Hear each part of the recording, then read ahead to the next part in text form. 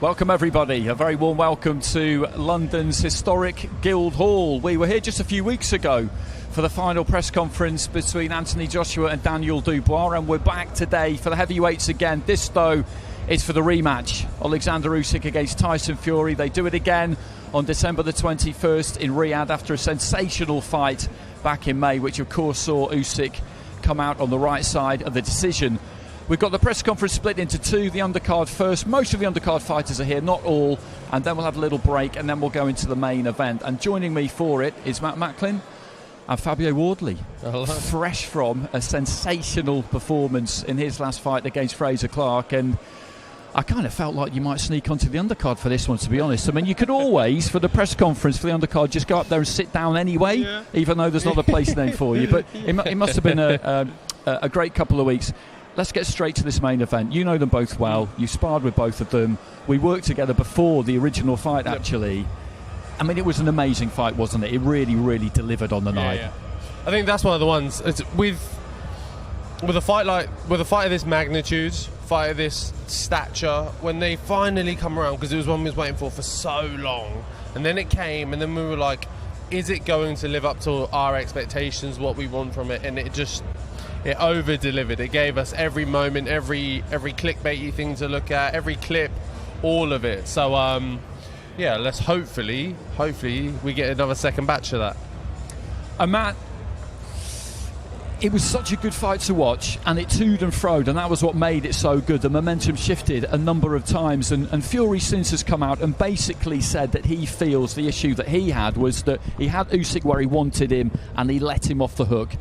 That's the story that he's using going into the second one. Yeah, I'm not sure I agree with that. I do think that early on he conceded too much ground and allowed Usyk to get ahead. You know, he elected to box, which I thought was a mistake. He kind of gave away the first three rounds, in my opinion, and he allowed Usyk to get on the front foot and dictate terms. I think in the rematch, I would imagine Fury won't do that. I think he'll look to take centre of the ring and look to back Usyk up and take the play away from him. Because, you know, it was a close fight. I had Usyk winning it, but those first three rounds, you know, for me, that's probably where the fight was won and lost. I thought Fury put himself on the back foot. Usyk got it. He did come back into it, don't get me wrong, sort of 4, 5, 6.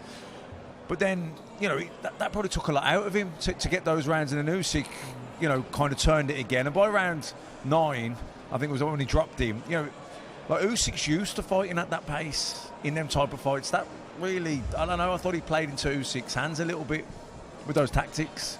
This is quite a difficult question for you, actually. I was going to say, how do you think that he will respond to losing for the first time, Fury? It's not happened to you yet. Yeah. And his view, Tyson, he will maintain that I didn't get the decision. It wasn't a defeat, though. It's an L on the record, but I just didn't get the decision. But it is a new experience, because that's what's been transmitted around the world, which is no matter what he thinks, that Alexander Usyk beat him. Yeah. Do you feel he's the kind of guy he's going to use that? Yeah, look, the only thing that really matters is what it says on the record, and it says that he took a loss that night. And like you say, I can't speak from a point of someone who's taken a loss and how that feels, but I definitely know how it feels to think you have won and obviously had a draw, which to me, boxers, competitors, feels like a loss regardless anyway. It still feels like a loss. So for me especially, I know how that felt coming off that fight, the first fight with Fraser, and that being a draw, and feeling like I'd lost and feeling like I'd lost that fight. So it put more emphasis on the training camp. It lit a fire under me to put more work in, double down on every other little aspect of my training and doing more and more work for just to not, because even the draw, even the feeling of a draw is a horrible feeling. So I can't imagine the feeling of a loss as well. For that for such a massive fight, massive occasion, for that to be definitively on your records, knowing Fury and his character, and you saw how he came back from the Deontay Wilder draw and things like that, how he went on for those. I think he's got it in him, especially to come back stronger. Also, the John McDermott fight, remember, that was a fight that was close, and then the rematch, Fury made the adjustment. So he got, you know, historically, he's been good in rematches. He's good at looking at his performance and making the changes he needs to do a better performance in the rematch. Well, that top table is just filling up behind us. We've got the undercard press conference first, then a little break, and then the top of the bill. What about Usyk, though, Matt? Because when you lose, you have to look at what you need to do differently, or what you didn't do as well as you might have. When you win, even when it's close like that, there is a tendency maybe not to look quite so much at what you did and feel like you just need to do the same thing again.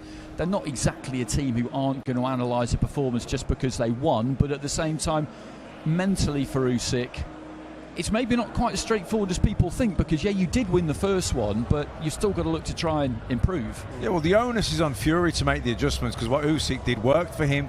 That said, he's a very clever fighter, and he knows that Fury's a clever fighter, and he knows that Fury will be trying to do things differently. He'll also look at the Fury rematch, the trilogy he had with Wilder. You know what I mean? He knows Fury can adapt and adjust, so he'll be trying to guess what Fury's going to do differently, and they'll want to make sure they've got that covered. I mean, how do you feel like Usyk will approach the second fight? Well, we hear from both of them today that, listen, it's just another fight. The first time around, it was the same thing. It's just another fight. The ring is the same. You build up the same. You prepare the same. You control the controllables, and then the bell goes, and you just do the best you can. I don't feel like we're necessarily going to hear too much different. It's never true. It's never just another fight. It's never, just another time stepping in the ring. As much as I say it, any other boxer may say it, it's never just another fight. There's always more to it, more on the line. You might put more pressure on yourself. You might feel more outside pressure. However, but like you touched on with Usyk and his team, they're not. The team is not a slouch. They're probably one of the most analytical teams in boxing. They assess detail after detail after detail, and there'll be a lot in that first fight that they weren't happy with. And they'll make the adjustments as well. You don't get to the peak of boxing without, one, being able to adapt on things that have already happened, and two, being able to adapt in the ring on the night as well, because we saw that in the first fight. Both fighters made adaptations. The first few rounds went to Usyk, he took control. Fury took them back a bit, then it ebbed and flowed back the other way. So I think both fighters are very capable of making adjustments. Again, it's just very much a case of who can really stamp their mark on the night. And Matt, what always really interests me about these absolutely top level fights is that we got the same script from Beterbiev and Bivol a few weeks ago as we got from Tyson and Alexander in the first fight, which is that when you ask them for a prediction, they almost kind of laugh and just say, listen, at this level, we don't even know what's going to happen when the bell goes. I could sit here and tell you all sorts of stuff, but the bell will go, I will do what I'm trying to do, so will he. We'll both try and adapt to things we're not really expecting, and whatever happens, happens. It's kind of weirdly fatalistic in a way. I think sometimes people find it a bit surprising. Yeah, I can tell you what I'm going to try and do. Tell you what I've got planned, but if it comes off or not, it's a different story. Well, he's got another plan, and then there's what's going to happen. So, look, everyone's... Even tactics, that's why you need a couple of game plans up your sleeve, because you've got how plan A, this is what you would like to happen, but that depends on him as well, so look, Usyk's team, like Fabio said, they're very analytical. They'll have absolutely dissected their performance, they'll have dissected his performance. They'll be thinking, well, if I was training Fury, what would I advise, what way would I approach the fight against you? And then then you think, are they capable of doing that? There's a million ways you could throw it up, and they'll have covered every possible outcome in their game plan going forward. So it's who prepares best, and then it's also who can execute the game plan. That's the key. Okay, so I think we are nearly there, because Frank Warren is just about to take a seat. He's just giving Dennis McCann a quick hug there. Some really good fights on the undercard. Dennis McCann against Peter McGrail is absolutely one of them. European, British and Commonwealth titles. There's a couple of other fights at heavyweight as well. The two fighters who aren't here, Suhai Bohachuk and Israel Madrimov, aren't here, but everybody else is. Thomas Treiber is just sliding into position as well. So I think once Frank has taken his seat, we're probably not too far away. We've also got Johnny Fisher against David Allen. Moses Itauma is out on the card. Big step up for him against Dempsey McKean. He's only lost one fight against Filip Hrgovic, and people are talking amazingly now about how that's a development fight, but it's a big fight. Okay, here's Thomas Treiber. To the press conference for Reignited Usyk Fury 2, a great night of World Championship Boxing to be held on Saturday, December 21st from the Kingdom Arena in Riyadh, Kingdom of Saudi Arabia. We would first like to thank the Kingdom of Saudi Arabia and the custodian of the two holy mosques, King Salman bin Abdulaziz Al Saud, His Royal Highness the Crown Prince Mohammed bin Salman, and His Excellency, Chairman of the General Entertainment Authority, GIA, Turkey Al-Sheikh. It is being brought to you by Riyadh Season and the General Entertainment Authority, GIA, with Frank Warren for Queensberry Promotions, Eddie Hearn for Matchroom Boxing, Bob Aram for Top Rank Incorporated, Gold Star Promotions, Gypsy King, K2 Promotions, and Sella, along with their great sponsors: Saudi Tourism Authority, Saudi National Bank, STC, Dr. Suleiman El Habib Medical Group, Saudi Airlines, New Muraba Development Company, Tawuniya, Lucid Motors, and Al Tanfidi. A big thanks to those sponsors.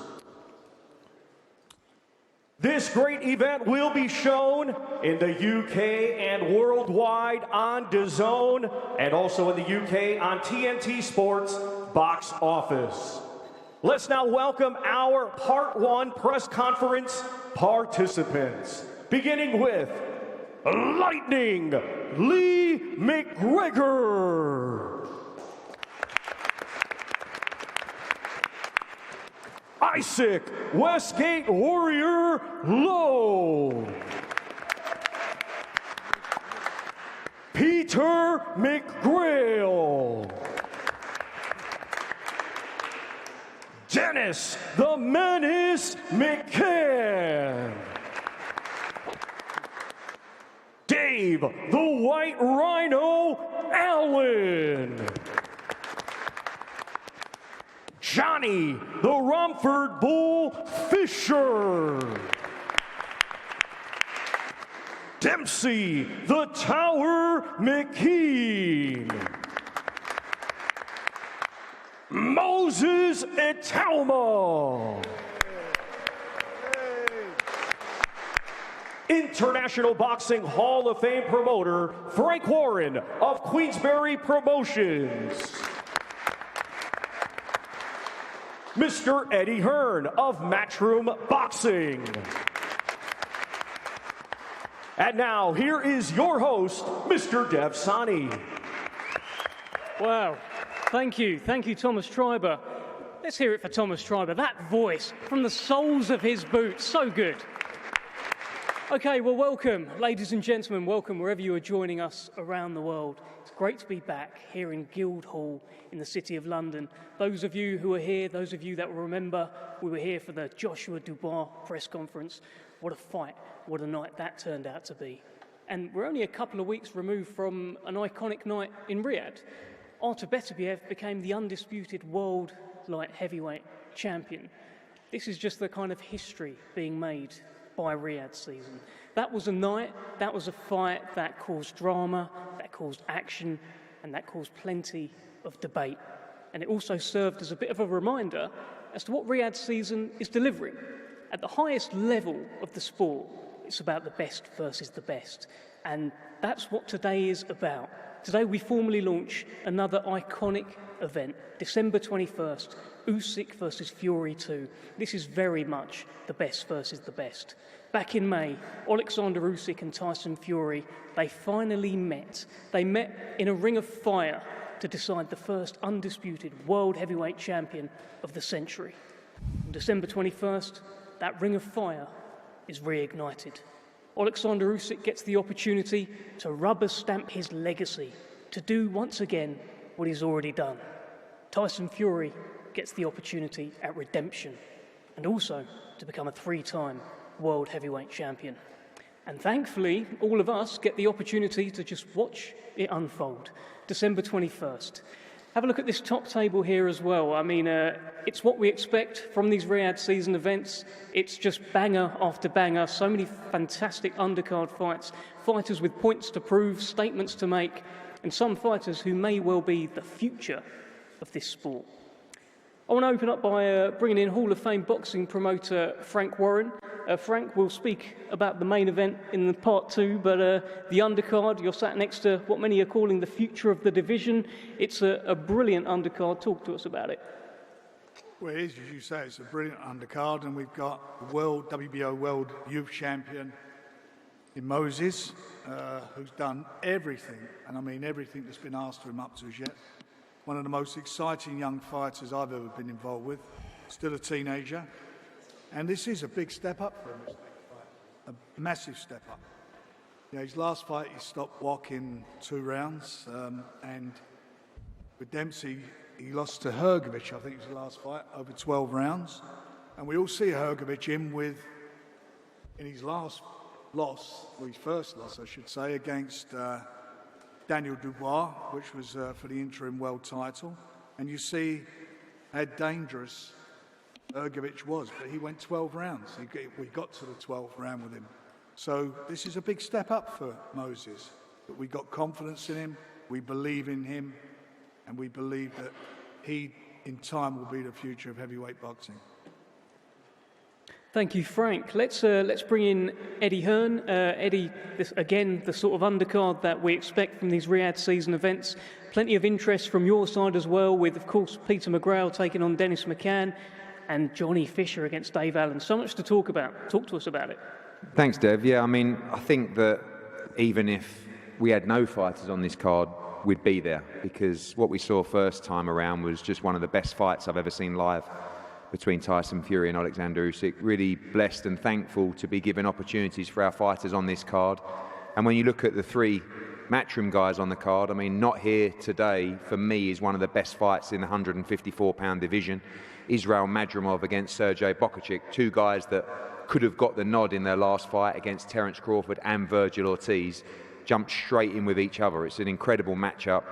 Johnny Fisher, you know, you talk about Moses Atumu, that's an outstanding talent. For me, those 2 guys there are the future of the heavyweight division in this country. Johnny Fisher, the biggest ticket seller in the country outside of Anthony Joshua and Tyson Fury right now. He's got a great fight against the ever-popular Dave Allen. It's a really tough fight and a good step up. And for me, one of the best fights that can be made in British boxing, which is Peter McGrail against Dennis McCann. You know, the number 1, number 2 super bantamweights in the country, both world-class fighters fighting for the British and European titles. And I think this is exactly what we need to see in the sport. The opportunity that I think both guys on this platform have to take, and we're the benefactors of that, seeing these great matchups. And I just want to say as well, I want to make sure that everybody and every fight fan tries to get themselves to Riyadh on December 21st. You know, we were there a couple of weeks ago for Bivol against Beterbiev. This place is incredible. I actually went last weekend to watch the tennis, to see the opening of the snooker academy there. The 167 Snooker Masters is on the same week as Fury Usyk.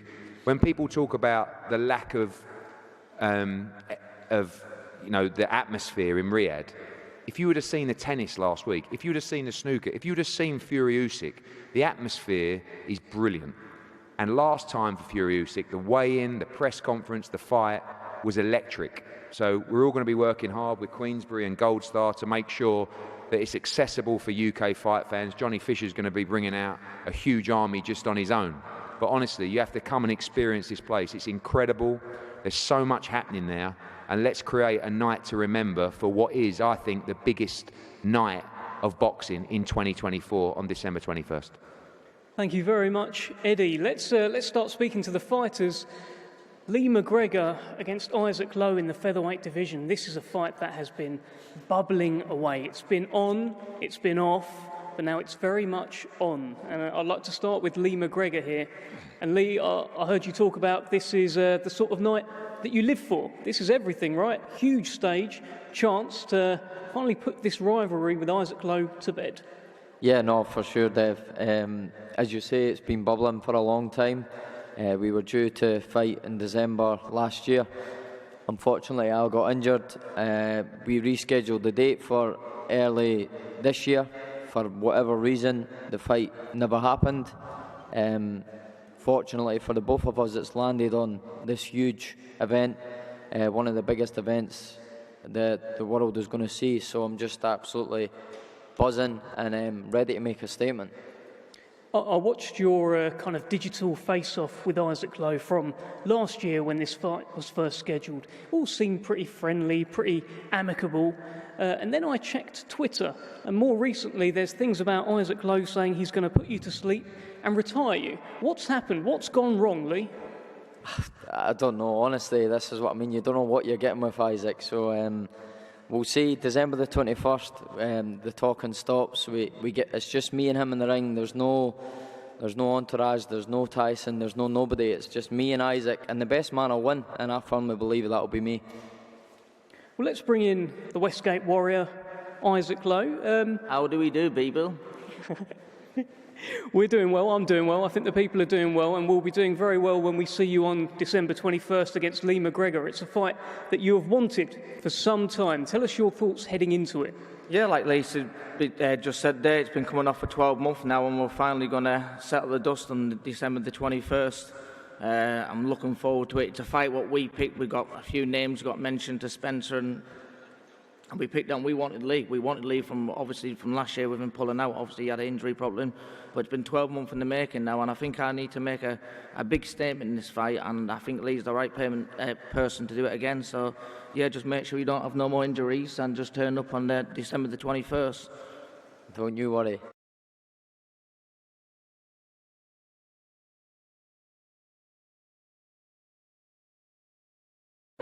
Let's try and keep it clean, please, fellas.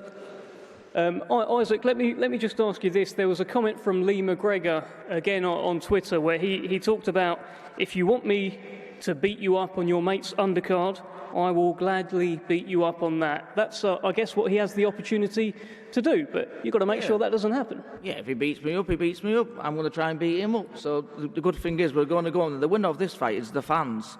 Whoever knows boxing.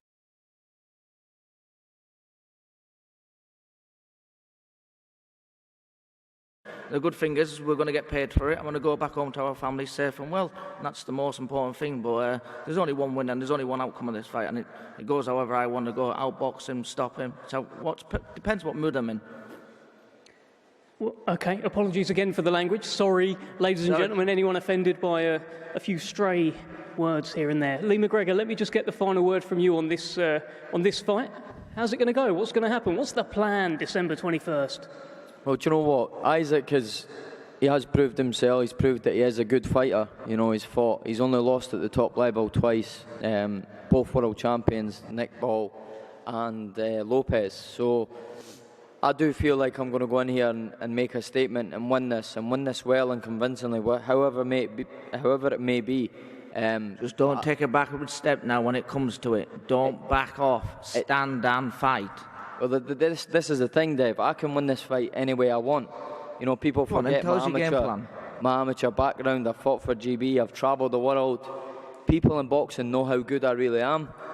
Sometimes I let my heart rule my head. But on December the 21st, we'll get it right. We'll get the job done, and we'll get it done in style. And I'll make a statement, like I say. Thank you, Lee McGregor. Thank you, Isaac Lowe, as well. I told you, this one is bubbling away. They've wanted to fight each other for about a year. December 21st, they will do just that. All right, let's move to the super bantamweight division. As Eddie Hearn put earlier, one of the best fights that can be made right now in the division, Dennis McCann and Peter McGrail. Now, Dennis McCann brings in his British, Commonwealth and European titles, and Peter McGrail, simply one of the best amateurs this country's ever seen, and he's his mandatory. Let's speak first to Peter McGrail. Peter, I watched an interview with Dennis McCann the other day. He said, Peter, get ready, because you know who the man is. So, Peter, give us your thoughts, and who is the man? I'm the man, Dev. He knows I'm the man. His team knows I'm the man. Everyone in this room knows he's the man. And I'm going to show you all December 21st who the boy is. So, yeah, that's it, Dev. This is a fight that you've wanted for some time, right? Yeah, it is. Obviously, he's got the belt on the domestic scene, and, you know, he's a big name. He's Queensberry's little golden boy, and, you know, that finishes on December the 21st. Well, let's bring in Queensberry's little golden boy, as you put there, Peter. Dennis, this is a great fight. fantastic against a British opponent who's very, very confident that he's going to do a number on you on December 21st. What are you thinking? 100%. Listen, actions speak louder than words. We see what happened to him before. He got sleeped by Gerald Quinn, who in my eyes is a journeyman, really, to be honest with you. Lad, let me finish. I'm talking. 1 second. He's better than your best. Who's a journeyman, to be honest with you. 17-0, lad. He's fought absolutely no one. Lad, your best wins. He's an amateur. You got beat off Baluta and got gifted a draw. Amateur this. Amateur you got gifted a draw off Baluta. This is professional boxing. This is professional boxing. 17-0 he was, lad. Shush, I'm talking. Yeah, all the ussy, and we get smacked straight in that chin. Come on, we'll see. He'll know then. This is professional boxing. Yeah. You can't be ussying and running around like a chicken around the ring. You can talk as much as you want, yeah. You're still going to get a beat down on December the 21st. Yeah, well, listen, you should thank me you're even here, to be honest with you, because God knows how you even got here. To be honest, I can't even God take you serious in that jacket, lad. You've beaten absolutely no one. You stepped up once. by me granddad for Crimbo. Aye, you've stepped up once, you got sleeped. And you're going to get sleeped again December 21st. I'm going to knock you straight out. Right, Sam, we'll see, lad. You're 28 years of age, now 29 years of age now. Lad, really is now or never really, you know what I mean? Who's 24, who's 23. At the end of the day, lad, we're going to fight December 21st. You're 28, 29 years of age, you know what I mean? Not mumbling, lad, I can't even understand you. Relax. All that tongue Italian, that shillage is making you very angry. Relax, brother. It's all good. I'm good, me, lad. I'm good, don't worry. You're going to get your little whoopings December 21st. Sausage. To be honest, I think it's the fight of the card. I think it's definitely going to be a great fight. I don't think so, Dennis. Me and Lee, I'm not having that. Stylistically, it's a great fight. And stylistically, I think that his style, southpaw, I think it's my favourite type of style to fight. I think it's great. It's going to be a great fight. It's going to be a very entertaining fight, but I think it only goes one way, and that's Peter McGrail looking up off the canvas. You box no one like me, lad. I box no one like you. Give your head a wobble, brother, please. You box no one like me. Give yourself a few slaps in the face and wake yourself up. You box no one like me. Who have you beat? December the 21st. Who, brother? Who have you beat? Brad Foster won a fight in 4 years. I'm going to beat you December. Mark Leach was fresh out the pub 2 weeks before the fight. Who have you beat? I'm going to beat you December, lad.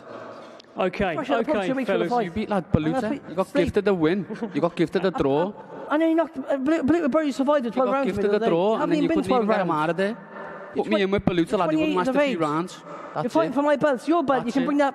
You can bring that back with you to Liverpool, to be honest. It's for your belt, lad, and that belt is not with a fag to me. I wouldn't even wear that around my waist. You can keep that, to be honest with you. I've achieved more than you have, a 22-year-old, than you have in your whole career. Okay, I'm just going to come in there. Thank you. Dennis and Peter, between you've covered all of my questions. So we're going to move things on, Frank. And you're missing an important thing. It's Queensbury v Matchroom again. So there's a lot at stake. So you can't let us down. You can't let us down. Don't worry, man. I won't let you down. I ain't let you down before. This is what this is all about. You've got to win this one. This is a big, great fight. Lot on the line, boys. Great fight. Brilliant fight. Super bantamweight division, British, Commonwealth and European titles on the line. Dennis McCann. And still. Peter McGrail. I'm sure Dennis and McCann the new. And still. And we've heard and the new. Let's move things on to the heavyweights. To the heavyweight division. We've got a couple of absolutely brilliant fights here. Two of the most popular British heavyweights of the last few years, Johnny Fisher and Dave Allen, will now clash. They've flirted about fighting for a little while, and now it's finally going to happen. And I'm going to start with Dave Allen. Great to see you back, Dave. And this is a fight that I understand you knew would happen one day. Yeah, first of all, just want to say how grateful I am to be on this show. Many times over the last even 10 years, didn't think I'd be involved in big fights ever. So to be back in on a stage like this, I'm very grateful and thankful to everyone involved. Secondly, me and Johnny are on very good terms. There'll be no back and forth with us. This will be a bit of a quieter one. But yeah, I always knew it would happen. The last few years, I was the first pro he sparred. And from that day, I knew that I'd do really well. We've kept in touch.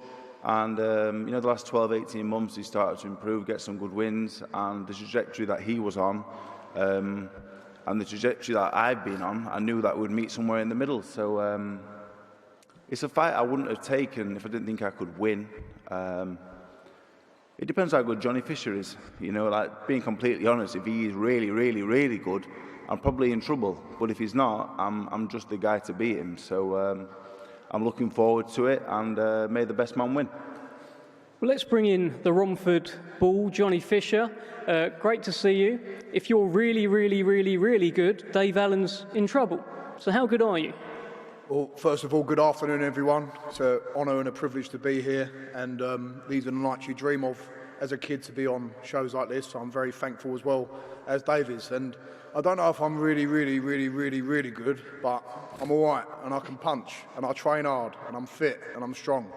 And I've got to be all them things to beat Dave Allen. I know what it's like sparring with Dave Allen. We sparred 5 years ago when I was 19, 20 years old. And he gave me a bit of a pasting, if I'm being honest, but I knew that day when I walked out of that gym, I've got the minerals of what it takes to be a heavyweight boxer. And I've learnt a lot in that time with Mark Tibbs, Jimmy Tibbs, Sonny Cannon in the gym. And now it's about showing and expressing them skills. And if I'm not on it, and if I don't show what I'm about, Dave Allen's the sort of bloke who can get into the fight. He can wing them in, he's clever, he's cute, and I've got to be 100% on it. The pressure's on me in this fight, I know that. I've been more active, but Dave Allen's actually fought more rounds than me this year. I've fought a total of 1 round, because I've had 2 first-round knockouts. So it's up to me to get about and set about Dave. He might be my mate, but when we come to the 21st of December, I'm going to give it 110%, and I'm sure he'll be doing the same. What are your advantages, Johnny? I'm fresher, I'm a 25-year-old young man, I can punch and I've got a great corner. And boxing, you can have all them physical attributes, you can be fit and strong, but mentally in your head, that's the most important thing. And I think I'm made of strong stuff, and I'm waiting for that day to prove it. And if Dave's up for it, and if he's on it, I think he'll have to try and bring that out of me. So I'm prepared for any eventuality in this fight, that's my strength. Well, Dave Allen, I understand this fight's been presented before, you might have mentioned it there, and you waited because you wanted to be ready. So what makes this version of Dave Allen ready, not just to come and give it a go and give us all a good show, but to actually beat Johnny Fisher, to upset Eddie Hearn? Yeah, this is my last chance, really. I've said that about 8 times, but I think this actually might be the last one. Yeah, I'm stubborn, you know, that's what I am, really. There's nothing really special about me at all. I'm not fast, I don't punch that hard, but I'm just stubborn, really. I've been around forever. I sparred everyone, I boxed everyone. I'm just stubborn, yeah. So, like, from round 1 to 10, I'm going to be there.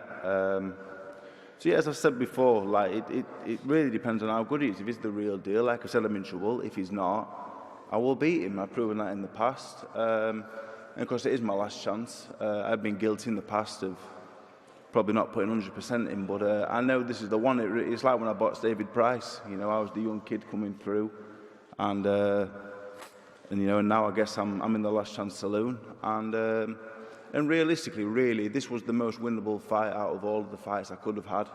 You know, he is still a baby. So yeah, I really do think the best version of myself wins this fight. I've got to train hard, and I've got to get a bed the right side that day. But if I do that, I have no doubts at all that I win this fight. So yeah, I really genuinely have no doubts at all. I know how good I can be. I just hope that I've not missed the boat, really, in terms of taking it serious. But having 2 kids, it's really switched me on. So I'm really looking forward to it, and I want to give it my best. Thank you, Dave. Final one to you, Johnny. Looking forward to a big Chinese in Riyadh? 100%. I hope everyone's there. We're going to get some sweet and sour chicken balls in. We'll get some crispy aromatic duck. But aside from that, Dave is a mate, really. I'm on good terms with him. But when that bell goes, I'm going to give it 110%. And he's fighting, as he said, for his kids, for his family. I don't have any kids of myself, but I've got a family at home, and I'm fighting every time I get in that ring to give them a better life. So I've got just as much motivation as anyone else on this table. Brilliant stuff. Thank you, Johnny Fisher. Johnny Fisher and Dave Allen, brilliant fight, heavyweight fight coming up on the undercard. Well, the next one is truly a heavyweight fight. There's a man here sat next to Frank Warren, seen by many as the future of the heavyweight division in Moses Itauma. But he takes on Dempsey McKean, who is by far, on paper, the toughest test of his career and very much has his own ambitions to become a world champion. Let's begin with Dempsey McKean. Moses has been calling you out. He's been calling your name for a little while. Why do you think he's been doing that? Look, he's probably in the position where he wants to step up, you know, and that's exactly what he wants to do. So I think he said he called out numerous people and tried to get a bite. And, you know, we've been dying for a fight for a long time. You know, I've been out of the ring since the Herkovich fight. It's been just over a year. We've been in the gym every day. We've been prepping for fights. Some fights have fallen through. So it's not like I'm coming off the couch. I'm in good stead. I'm in good shape. And, you know, he's got a world rank, and I lost my world rankings after my recent loss. So what better way to take out the number 6 in WBO and take his position and climb my shot back up at another title. Well, the narrative around all of Moses' fights so far have been about, can this guy test him? Can he get rounds in? How's he going to look compared to this guy? But you are very much a heavyweight, only one loss on your record in the final round against Hrgovic. You've got your own ambitions. Tell us about them. Yeah, definitely. I see myself as still a contender. You know, another good win is going to chuck me straight back in the mix, and world-rated heavyweight in the top 10, and someone is starting to get a bit of hype behind him as well. So, what better way to test myself? If I can't beat Moses, then I'm not going to beat the top guys. So, and do you think the hype's real? Yeah, look, he's got a good skill set. He's young, he's immature, he's inexperienced, he's only 19, you know, so we're looking to capitalise on a few of those things. So, but he's a good, fast southpaw. There's no doubt in my mind that he's a good fighter, and like I said, he's got a good skill set. So, but we're going to come in with a good game plan, and as long as we execute that, we're going to come away with our hand raised. Well, let's speak to Moses Italma. Dempsey McKean is here, confident, ready to take you on December 21st. You've been mentioning his name for a while. Why? To be fair, Joe, I want to start off by saying thank you for everyone for coming out. And I would also like to say thank you to Dempsey McKean for obviously taking this fight. Like I have stated before, since my fight with Marius Wack, I've literally called out everybody and anybody. And Dempsey McKean happened to be one of the guys that I called out. And obviously he's accepted the fight, and I'm happy. I'm happy because this is the step up I wanted. This is the step up I need. And I feel like a KO win with Dempsey McKean could definitely put me up there. Do you think he can test you? Do you think this is the guy? 100%. How can he not? Like, literally, his only loss was to Filip Hrgovic, what was in the last round. So I believe that this is a good fight for me. And I'm just happy to get back in there. Like, I haven't boxed for like so it seems like forever. And I just want to get back in the ring, you know. And against Dempsey McKean, I can really test myself, see how far I can go. He says you're inexperienced. I think he's probably right there, although you've been boxing as an amateur for many years as well. But he's seen things he can capitalise on. What do you think about that? Listen, we'll see when we get in there. Like, obviously, a lot of people do think that. And that's probably why people kind of take the fight against me. They're like, oh, he's inexperienced, he ain't done this, he ain't done that. I've been boxing this more than half my life. I'm not exactly like, do you know what I mean? So I feel like expect something big, I guess. Dempsey, is this too much too soon for Moses Italma? Yeah, look, they've been saying they wanted to step up, yeah? So what better opportunity than to have a step up and try and let's see what kind of medal he's got as well. So you've got to give your hat off to him. 19 years old, taking on a good contender. Like I said, only losses to Filip Hrgovic, and you've got to give him his flowers where they're due. So, but I think it's probably too soon for him. I'm feeling confident coming in. Too big, too strong, too much experience, and it's going to be a good night. It's going to be a good fight regardless, you know. Like I said, he's a crafty southpaw, and I think it's going to be a great fight. I just wanted to say, Dempsey, you're meant to feel like that.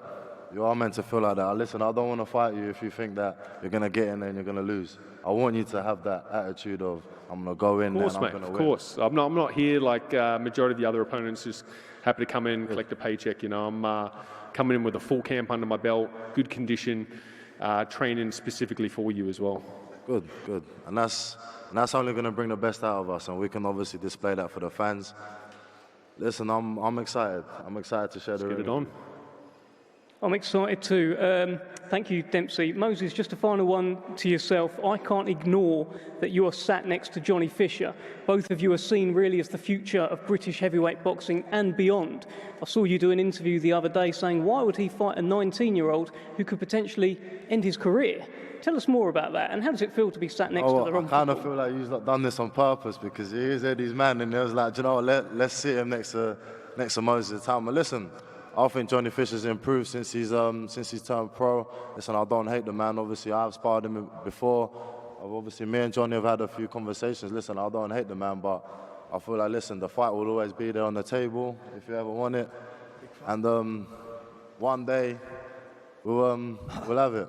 Maybe a Chinese after or something. I agree. We didn't get that Chinese in when we meant to a few years back. But listen, I will fight anyone. Anyone out there, I will fight.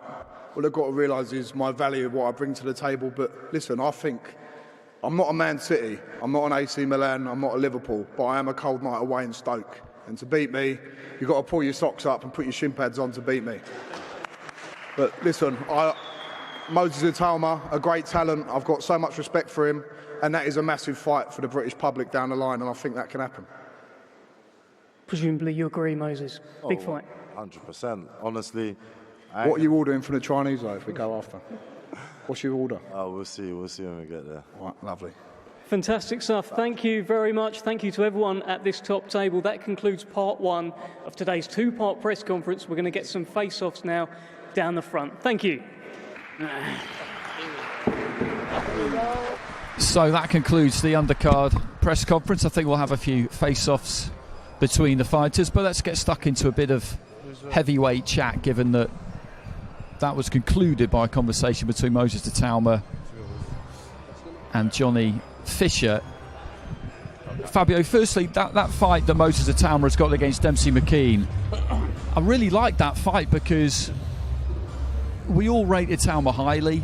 He tore it up in the amateurs, in the youths. He didn't box as a senior, did everything he could possibly have done, really. But in Dempsey McKean, he's not fighting someone who's there to provide stubborn resistance like Marius Vac, and how long does it take you to stop him? Can you stop him? He's not there to kind of just give it a crack and see what happens. This is massive for Dempsey McKean's career.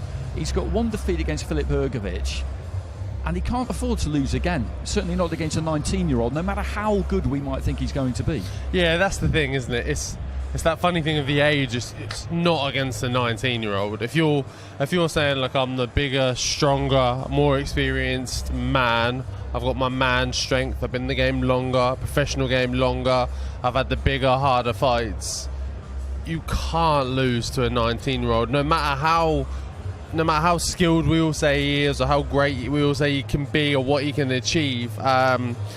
For Dempsey McKean, it is hard to say like this is the last roll of the dice, because it's not necessarily the case, but it will heavily impact his career if he does lose.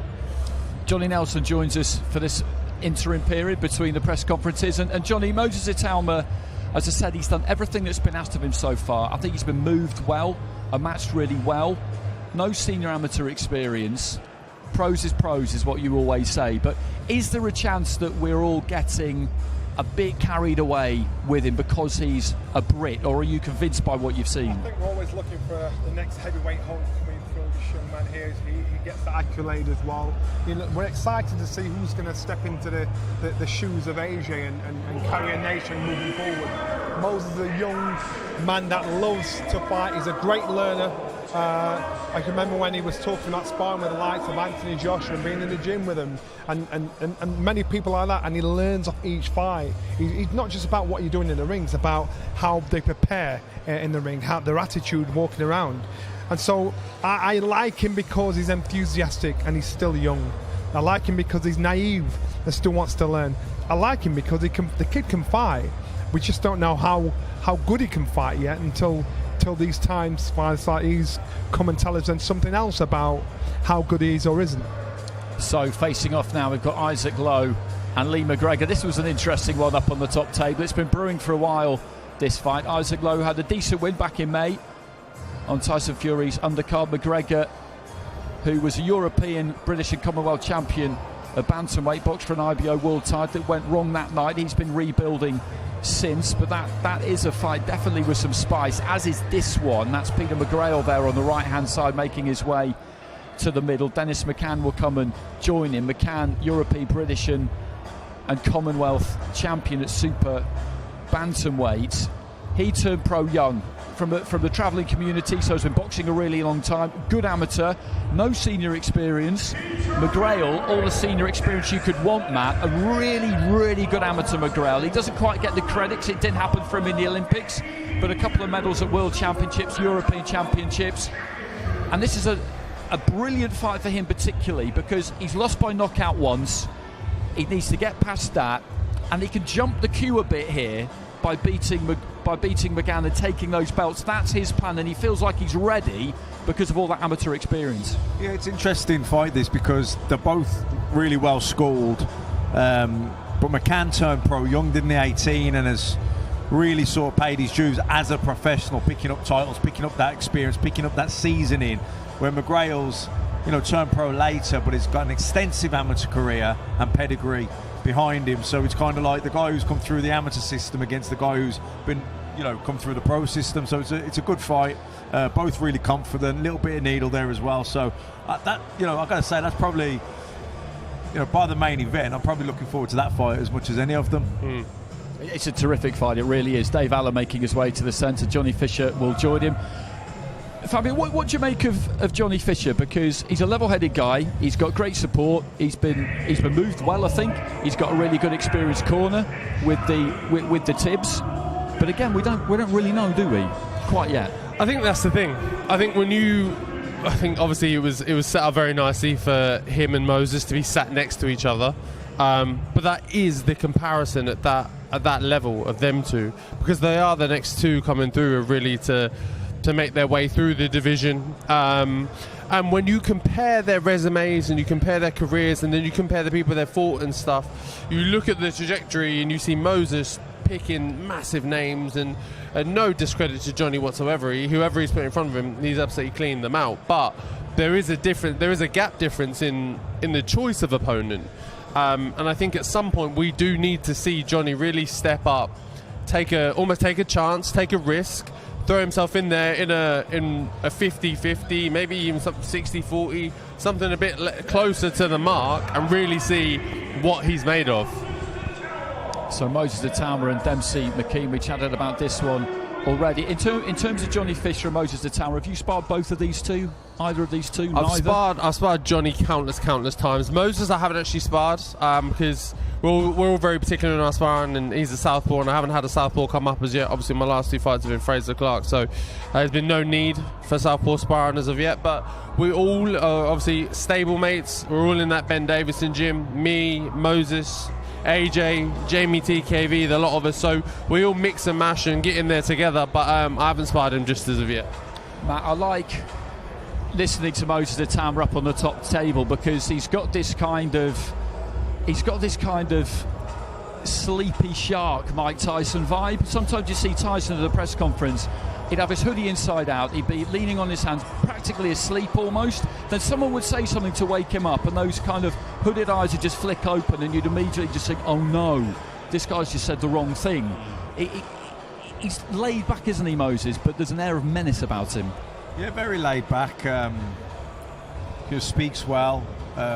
Doesn't get carried away with himself, I don't feel. He's quite grounded, especially for someone 19 doing as well as he is, as quick as he is. But he's confident as well, so he's kind of got that nice balance. I've seen him box a few times now, and I think he's the real deal. I do. He's only 19 though, and it is about moving him at the right pace. This is obviously a step up, big step up, because even though Mariuszak was on the way out, wasn't he, really? Experienced, but Dempsey McKean is obviously, still ambitious. Lost obviously the last time with Hergovich to 10 rounds, but that's a decent level. So this is a big step up for Moses. It seems like they're willing to take more risks with Moses than they are with Johnny Fisher. Johnny Fisher's a big ticket seller, so therefore they'll be wise in the fights they pick him, because they need to milk this kid as much as they can. He sells tickets. They don't know how good he's going to be. They've got to sing and shout as much as they possibly can about him. With Moses, there's more of a risk, and that tells me there's more of a talent there, therefore they're willing to take that risk, to take the chances and step it up for him. That just makes sense. Okay, I think he's going to Speak join of us the devil now. and he shall appear. Rolling subs, Moses Atama for Matt Macklin. And Moses, we've just been talking about you and saying that the reason we really like this fight with Dempsey McKean is the fact that he's not just going to come hoping something's going to happen. He comes expecting that he's going to win. He's not just come to have a go and hopefully put up a good show. He expects to win. And that's what's going to bring the best out of me. Listen, I haven't started boxing yesterday. I've been boxing since I was 9 years old. And it's like, this is the time I've been kind of waiting for this moment where it's like I'm kind of getting to a fight where it's not like I'm just expected to blow him out. I'm pretty sure I am the favourite in this fight. I'm not too sure, but even if I ain't, I'm not too bothered. And in terms of what kind of particular problems he will pose. Do you watch your opponents much? Do you leave that to the team? Do you just wait and see what happens on the night and back yourself? Of course not. I don't just wait and see on the night. And it's just expected. I didn't know we can do that. Do you know what I mean? Obviously, I will go in there and study, but at the same time, it's like I wouldn't overanalyze it because that's for my coaches to do. Like I had a little look on his highlights against Hrgovic. I looked at some of his fights earlier, but I've never really studied into him too much. Like I said, it's the job for my coaches. Like, I know, being around you, stable mate around you and in the gym and stuff, but what is it about you that goes, give me a Joe Joyce, give me a Dempsey McKean, give me the... Because Johnny was saying just before you came up, the obvious comparisons between you and Johnny Fisher, and the trajectories and the different choices of opponents. What is it in you, about you, that goes, no, I want this guy, I want this name, I want this stature of opponent? It doesn't matter for me. Like, as you know, obviously you're in my stable. I know, I'm just saying for everyone else to hear. It's the hardest thing in the world to get me sparring. And like, when I have sparred the Dubois, the Joyces, the Joshuas, the Furies, like, if you would have seen some of the sparring session, you'd be like, yeah, now I know where the kid gets his confidence from. And like, obviously, I know that sparring and fighting is two different things, but it still kind of shows you where you're at skillfully. And listen, it's a step up. It's a step up. I'm happy. And the comparisons with Johnny Fisher, I just don't see it. Like, I've been boxing since I was a kid. He's only just started not too long ago. And he's a nice fella. I like the man. Well, like, listen, if we obviously do fight one day, then, do you know what I mean? I don't feel like is he on your fair. radar? Because do you look back at him, or do you look alongside of you? I don't look back at him. I don't look alongside him. I don't look in front of him. He ain't even really in like my kind of. There's no disrespect to him. Yeah, I understand. But I don't really like look at him. Like, I'm more like, I'm not even fixated on any opponent really. I'm just kind of like looking at my own game and what I can improve on, and then who's the next victim. That's all. I'm not really too bothered about who's there. Do you know what I mean? I'm not trying to make trouble, but do you feel like you two will probably fight at some point? Well, it's a little bit hard because we've got the same trainer. At the moment. So unless Ben's going to do alternate corners, maybe we do odds and evens, flick a coin or something like that, it might be a bit difficult, but who knows in the future? Who knows in the future what may happen? Because obviously I'm a little bit older, a little bit further ahead, but he is storming forward with the opponents he's choosing, with his way up the rankings and things like that. So yeah, look, it's a possibility, but at the moment it's unlikely, and for a good beneficial reason on my part at least. I've just gone through enough of a big heavy war, not my last one, but the one before at least, so I'm not trying to get stuck into a big heavy war anytime soon. That was an excellent answer, I have to say. That was an excellent answer, very well handled. Logistical problems at the minute would make that fight difficult, but things change, you never know. Just before we let you go, the main event, those fighters will be up at the top table before too long. It was a sensational fight back in May, toed and froed, very close on the cards. I mean, firstly, how did you see it? Well, how would I score it? Or? Yeah. Do you know what? It's exactly how I scored the Ngannou Fury fight. It was like, when I was there, I thought that Fury won that fight. But when you watch it on TV and you kind of see all the angles, I feel like, do you know what I mean, there may be a different perspective to it. But listen, if Fury changes up the game plan, this rematch is in his favour because Usyk's won the fight. So in his mind, it's kind of like, I wouldn't change nothing because I won the fight. Whereas Fury, he can go back and he can analyse his performance and change X, Y, Z. So the fight is in Fury's favour, but it's just how much is he going to capitalise on his previous performance.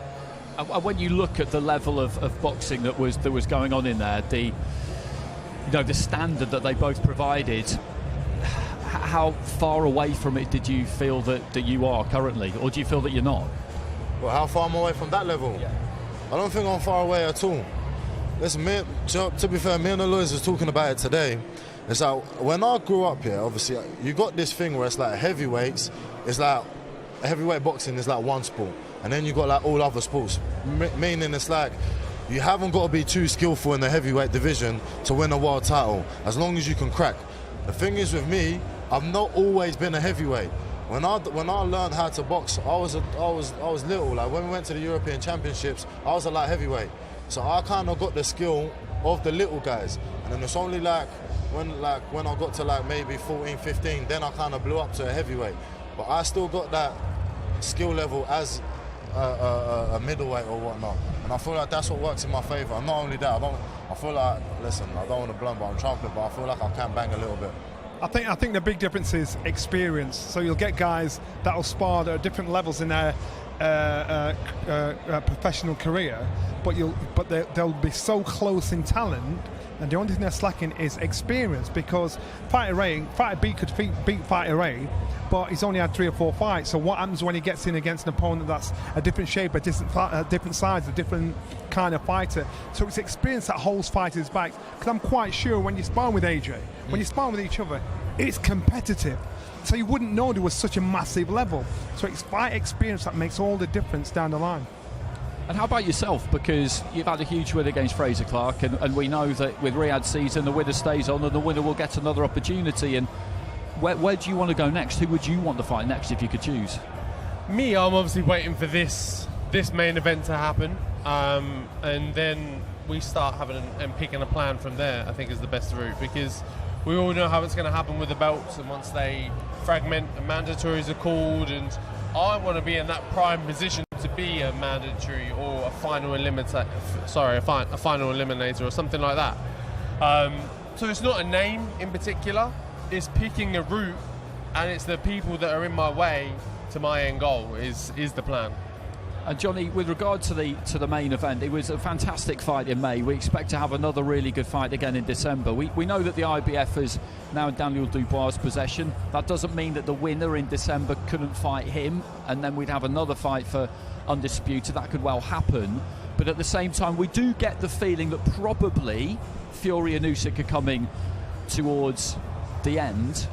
Is that how you see it? Because if it is, then after that, this would be a hell of a way to kind of go out, and then it'd be the land of opportunity. Or maybe we'd have to do it again if it was one each after 2. So when you're saying towards the end, they're not the Fury. I don't think that is a fighter he was, but he still has enough in his tank to know where this. That's his choice, and Usyk's choice is dealt well if they choose to. It's not like the fight's being beaten out of them, so they can't get any higher. And this is a great match for the both of them. They've done it once. You've got to remember when AJ and Usyk boxed.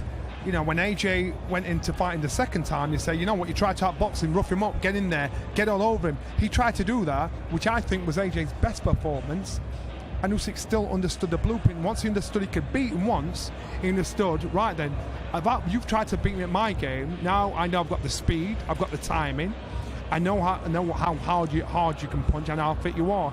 The same thing's going to happen again with Fury and Usyk. If Fury goes in there with the attitude, I'm not going to change anything, it's going to be exactly the same result. Now it's a case of the gamble. Fury's got to get in there. He's a better fighter, but not a better boxer. So he's got to use his size, use his boxing ability, but he's got to use the dark arts, sometimes lean on him, rough him up, get him complaining. He's got to make him feel uncomfortable. I've never seen anybody hurt Usyk like that, and I've never seen anybody hurt Fury like that. This fight is still close, but it's about tactics and how they do it. So Motors, we'll let you go. You're in demand, I think, but just as on your way out, how do you think the rematch will go, if you had to guess? If I had to guess, listen, if Fury doesn't change nothing in camp, it's just going to go the same way. It's whether he will do it or not. He has to change something. Okay, excellent. Thanks very much. Good to see you as always. Much, I appreciate it. And we'll swap you back out for Matt Macklin. That's right. And interesting hearing Moses talk about camp there, because one thing we do know is that there won't be any changes in the corner for Tyson Fury. He's going to keep the same corner as he had the last time around, which will be Sugar Hill, Andy Lee, and his dad, essentially. A lot of criticism after that first fight. I'll go down the line and ask you all, do you think it was justified, or did it just happen because he lost? I think it's part and part, 6 of one, half a dozen of the other. If he'd have won, then nothing would have been said, would there? It'd have been all praise. And because you lose, there's narratives thrown at it. I'm not a believer in a loss means you change your team and you move everything around and you rejig everything. I'm not a massive fan of that. I don't particularly believe in it. I believe in that you can look at something, analyse a fight, and get it wrong. But it doesn't mean that you and the same team around you can then do that again and go, right, we've seen that's wrong, let's fix this and do this as a unit. Especially when you're going into such a big fight, such a big occasion. I think you need people around you that you're familiar with and also that you trust. And you trust their judgment to say to you, hey, you messed up there, you did this wrong. We set a plan in place and you did all those bits wrong. That's your fault. Now listen to us because we've been around and we know you and you trust us. And then hopefully we can get it right the second time around. Yeah, totally.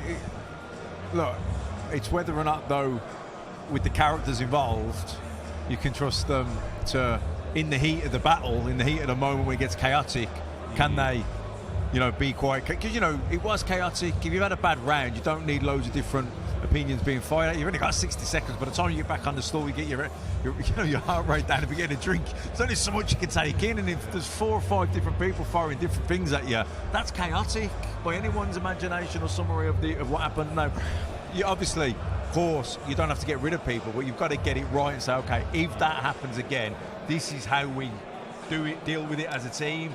It's just whether or not then that will actually happen on the night. Okay, with all the voices in the corner, you can't say it's good in one aspect when Daniel Dubois' dad did it and say it's bad in another because, Fury's dad did it, making noise and distracting. Well, it's different people in a different situation in a fight, isn't it? That's what I'm saying. So the fighters are intelligent enough to know what they've got to do. A trainer's there to train a fight to get the job done. You work to a game plan. The trainer's job is to take the muzzle off. Once that bell goes, you get out there, get your job done. When you come, guide you back into what you use, that jab, use this, use what you work in the ring, and then. So it's your responsibility as the fighter to do your job. It's the trainer's responsibility just to guide you and tell. Because in training, the boss is a trainer. In the fight, the fighter is a boss. He's the one that calls, and when he comes back, he's looking for advice. What do I do next? Okay, that worked, that didn't work. And so you can't blame anything what's happening in the corner. Tyson Fury's a very clever, intelligent guy when it comes to boxing. He knows he knows the art. And so therefore, it's his job to make sure he chooses the right tactics, follows the right instincts, and when they come back, it's a corner's job to spot what he's doing wrong, what they've worked on. And it's his job to implement it once the bell goes again. Well, that top table, I wouldn't say it's filling up exactly. Brad Jacobs of Top Rank up there, of course. They co-promote Tyson Fury with Frank Warren. Eddie Hearn, the Matchroom up there too, all just having a quick chat. Tyson Fury backstage there. These two have been here for a while this afternoon, doing plenty of interviews. We're a couple of months out from fight night, so they can get this out of the way, then go back to camp and train uninterrupted until they get to fight night. Just one last one on the whole corner thing, basically. If you agree to train Tyson Fury, you know that John comes as part of the package, don't you? Sugar Hill knew that, and so you need to find a way of coping with it, don't you? Because he's not going anywhere. Do you? Or do you say, as you're approached as a coach, and you say, look, this didn't work last time, and I, as your coach, I am the coach you've employed. You've employed me to do a job, and I don't feel I can do my job to the best of my abilities with your dad next to me shouting in my ear. I feel like that was affecting the fight. That takes a lot of courage, though. It does. Because if you're going to tell a son to tell his dad not to turn up, you're scared you're going to lose his job. Yeah, of course. Yeah. But you either right, you want to win the fight or you want to lose me as a coach. Which one is it? And if you value yourself and the role that you play in, you're saying, okay, but this is how I work. Yeah, I know. I know coaches that will do that. They will say, look, you train how I train you. I'm your coach. Don't ask me to do a job and then tell me how to do it. Yeah, exactly. Don't bring me in and go, right, you can do that bit, but everyone else is doing no, that's what I'm saying. My job is my job. In our game, it attracts those people where you think, I'm on a good crack here. I'll just keep my mouth shut and say anything. We know coaches that are out there that do that. We know people that do that. So it's a case of that person that's in that corner, that's working, he's got to think, this is my job. And he's got to be courageous enough to, if it doesn't work for him, he's got to be brave to say it and risk losing his job. But I think you have the evidence now as well, and you can go, look, That clearly did not work. We lost the fight. So some adjustments need to be made. And me, as the head coach, as the guy you employed to manage your career and put you in the right places, I think we need to get rid of this component. Whether that be his dad or whether it be the S&C coach, the nutrition, whichever it may be, he has to be the overarching voice. Like you said, outside of the ring, the coach is in charge. I run the game. Once you're in the ring, that's a different story. But outside, this is my team, my camp. I run all of this, and ultimately, you should be listening to me if you trust me. If you don't, do it your own way, and maybe it just goes the same way again. Well, it's an interesting one. It really is. Sugar Hill has just taken his seat on the edge of the Team Fury table, and the beauty, Matt, for Usyk is they don't need to change a thing. They don't need to have these discussions. But he could lob it in, Alexander, today if he wanted to. His English is getting better. I would be amazed, and it probably wouldn't be the worst idea if he did just reference it and say, you know, I see you've kept the same team, and just a little bit cheekily say, well, I applaud you for that, of course. Probably.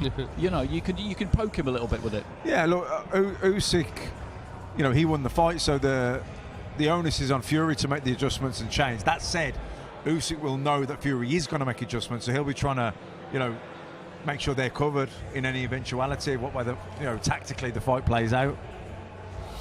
Fabio, let's just tap into your experience of preparing for a rematch when you had a hell of a fight the first time around, which you did against Fraser Clark, and going into the second one, we were all expecting that you would probably both have to go to that same well, or at least it would go deep, and it would go down to that classic thing of who wants it more and all the rest of it. We look at this one, I don't think anyone's really talking about anyone knocking anyone out here, even though Fury nearly got knocked out in that first fight.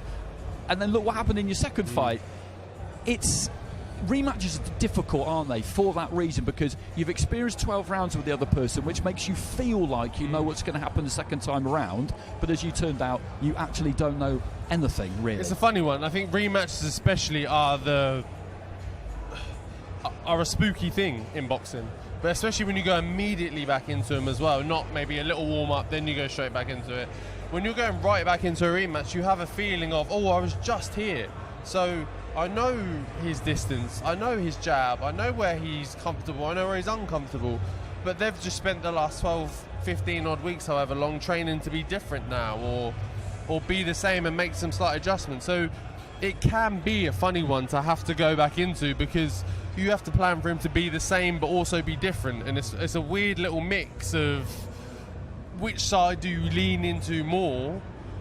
But this then comes back to our same thing of them AAA level fighters being able to obviously make the adjustments in training, but also make the adjustments on the night as well. So having a plan A, B, C, D, and looking at it and going, right, plan A isn't working right now, let's go to plan C, let's try that out, see how that goes. Yeah, and Usyk's coach will be thinking, if I was training Tyson Fury for the rematch, what would I do? What adjustments would I make? You're trying to put yourself in their shoes, aren't you? So that you're covered. I wonder what Tyson Fury's attitude is going to be now. Remember the first fight, attitude, it was arrogance. It was, you're a little jumped up middleweight. Now he's been beat by that little jumped up middleweight. Will he be more humble? Yeah. So I want to see how he thinks here. It's an interesting point. London, England, the site of 600 years of history, and tonight, another moment in history.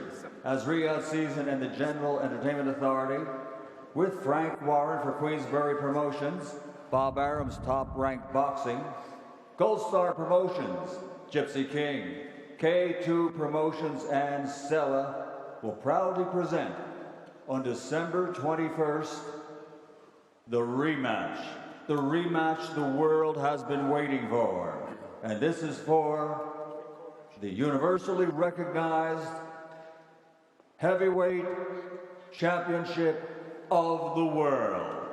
And it's all sponsored by Saudi Tourism Authority, Saudi National Bank, STC, Dr. Suleiman Al Habib Medical Group, New Muraba Development Company, Tahwania, Lucid Motors, and Al Tanfiti. Well, ladies and gentlemen, as always, our gratitude and special thanks to the Kingdom of Saudi Arabia, and thanks to the custodian of the two holy mosques, King Salman bin Abdulaziz Al Saud, His Royal Highness, Prince Mohammed bin Salman, and the Chairman of the General Entertainment Authority, His Excellency Turki Al-Sheikh. That's right. Seated on stage behind me, ladies and gentlemen, for this special press conference, Mr. Frank Warren for Queensberry Promotions. For Bob Arum's Top Rank Boxing, Chief Operating Officer, Mr. Brad Jacobs. Manager for Tyson Fury and Head of Gold Star Promotions, Spencer Brown. The Head of K2 Promotions, Alexander Krasiuk. And representing Alexander Usyk, his manager, Egis Klimas. And Usyk's head trainer, Sergey Lapin. And also on board for Matchroom Boxing, Eddie Hearn. Well, ladies and gentlemen, you've met the folks that are going to tell you more about this fight, but let's meet the challenger and champion, the stars of the show for the rematch. First the challenger, and then to the champion. To the stage first, his professional record, 34 victories, 24 wins by knockout, only 1 defeat with 1 draw.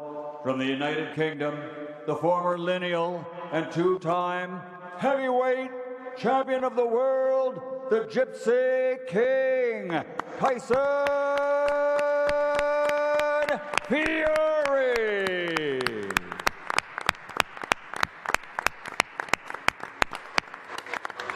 Аплодисменты стоя. Хорошая песня.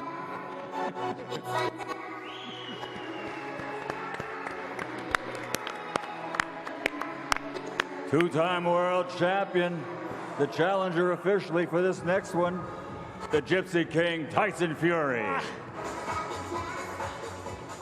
Yes. And now, ladies and gentlemen, the defending champion. His professional record, 22 fights, 22 victories, 14 wins by knockout. From Ukraine, the former cruiserweight world champion, the reigning, defending, undefeated, universally recognized heavyweight champion of the world, Alexander Usyk.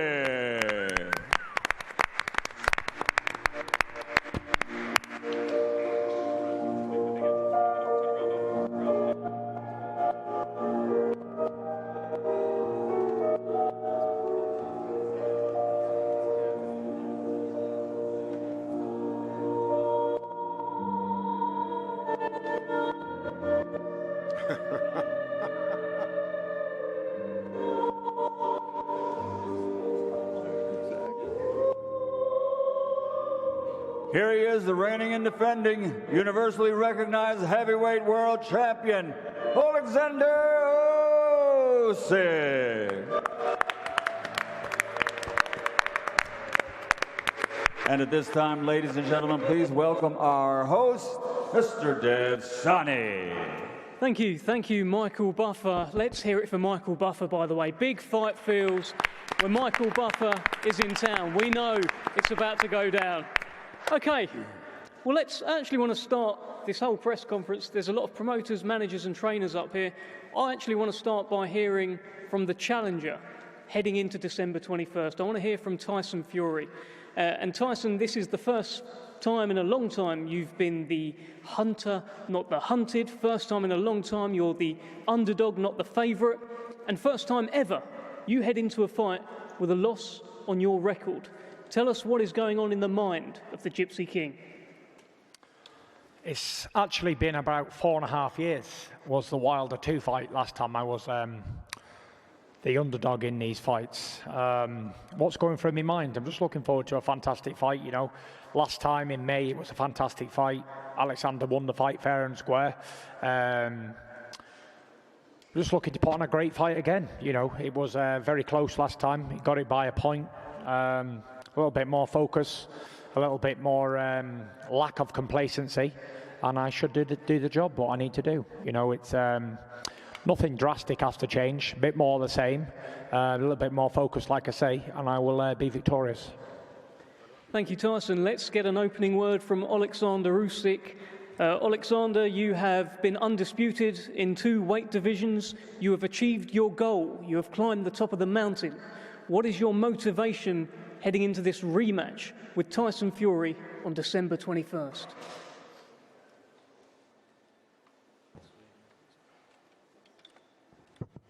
Hi everybody, thank you so much. I'm happy to be here, here. What is my motivation? I don't have motivation. Only my regime, only my concentration. This is my motivation. Enough.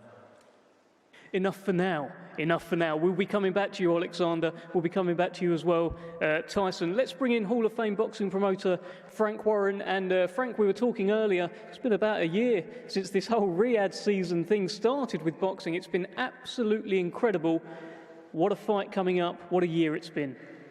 It's been an unbelievable. Last October was the first one, which was Tyson. He opened up the Riyadh season against Ngannou.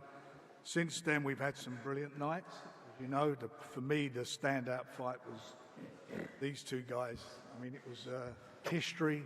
First time the 4 belts were on the line. You had 2 undefeated fighters going into the fight. It was a magnificent fight. Unbelievably top quality heavyweight bout.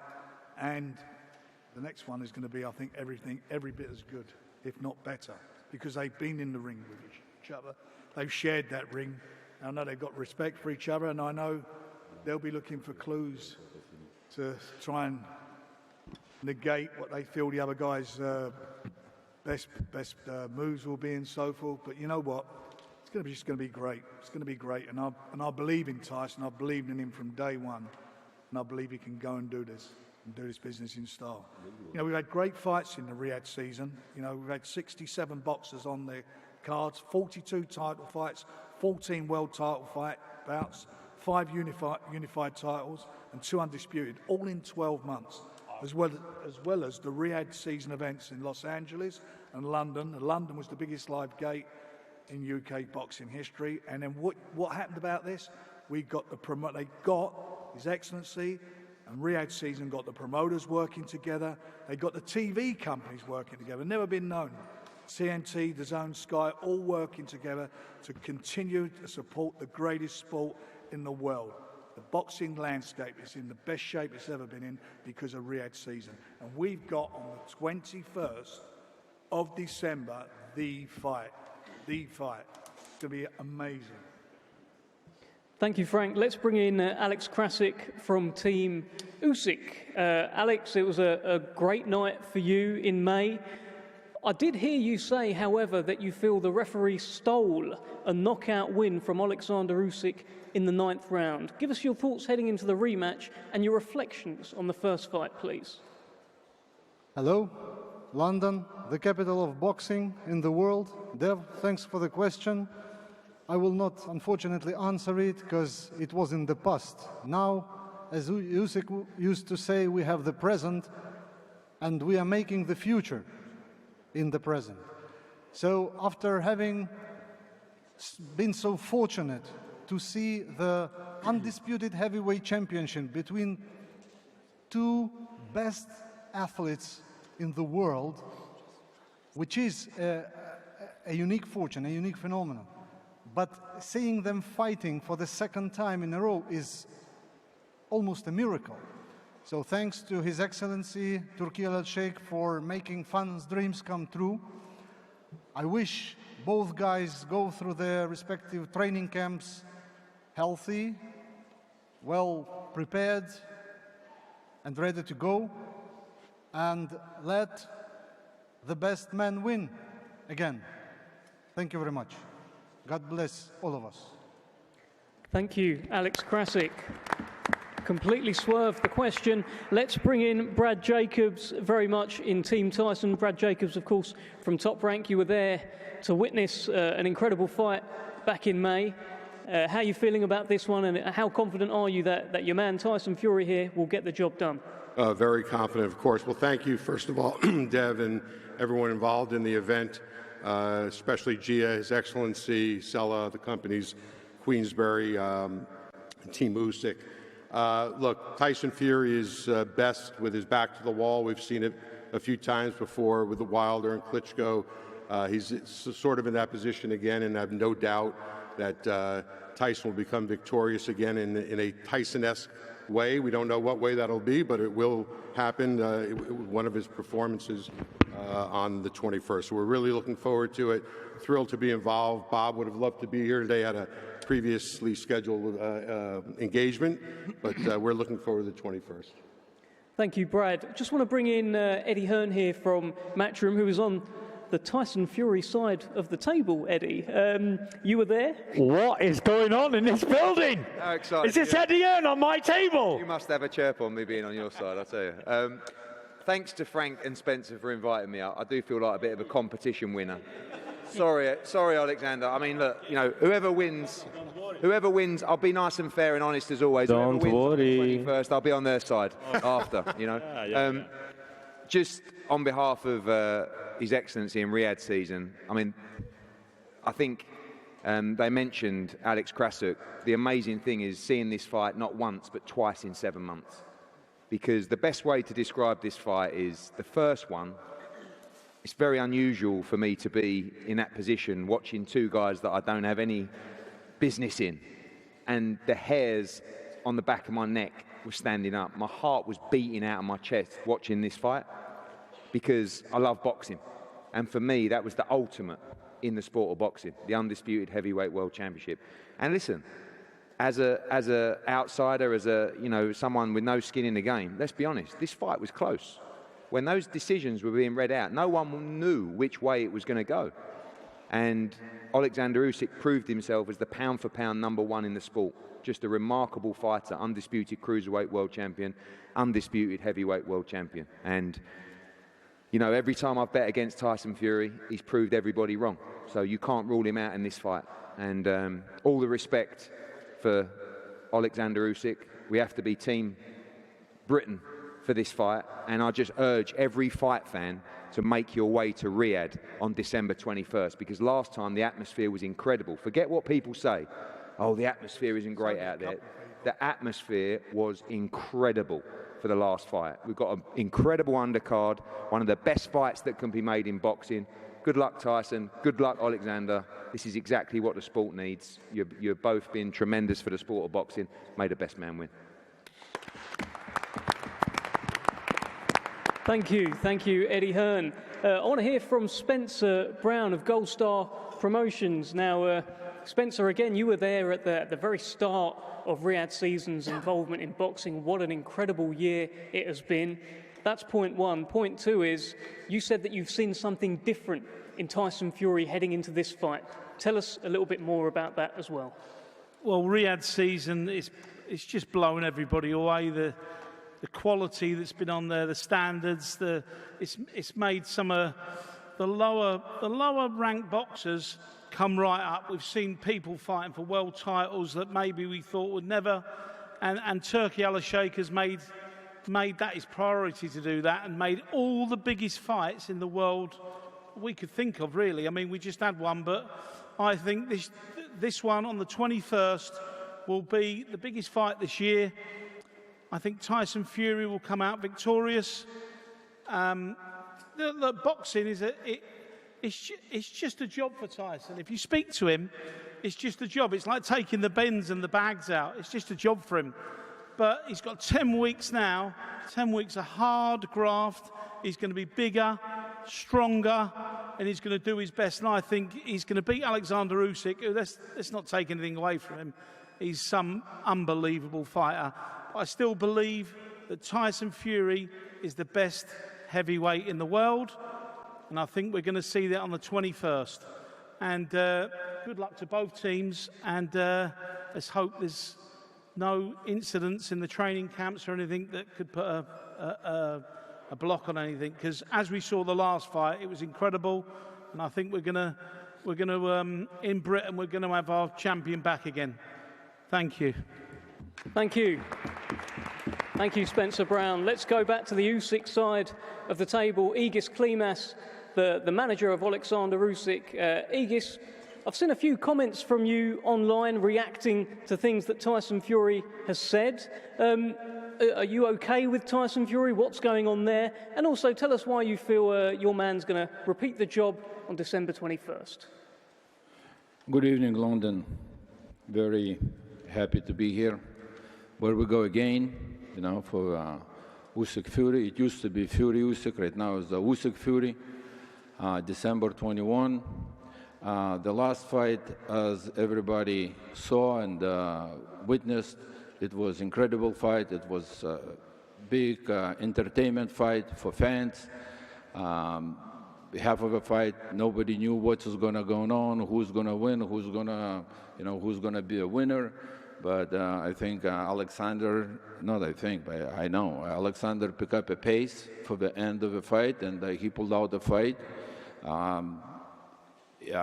We were lucky to become as the winners.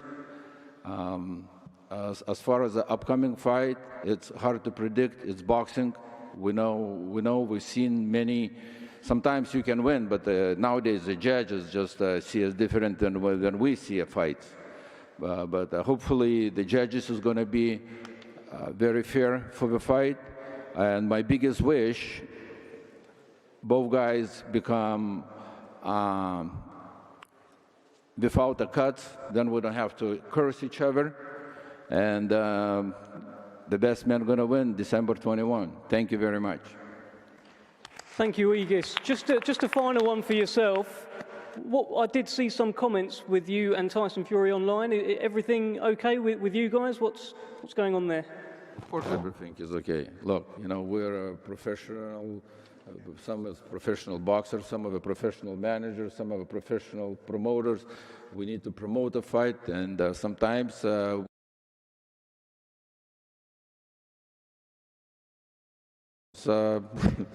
nothing we can do much about it. This is a sport. This is an environment we're in. So nothing new here.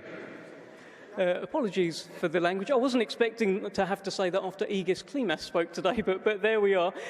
Thank you, Aegis. Let's head over. Let's talk to the trainers. Let's speak first to Sugar Hill, very much Tyson Fury's man, heading into this just like you were in the last few fights. Has Tyson Fury got to do anything different, and what happened in that first fight as you reflect on it? I've been listening to everybody talk, and everybody's talking, and everybody's saying the right things. It was a great fight. It's good for boxing and all of that. The only thing I have to say is that in life, you learn from mistakes. You learn in life.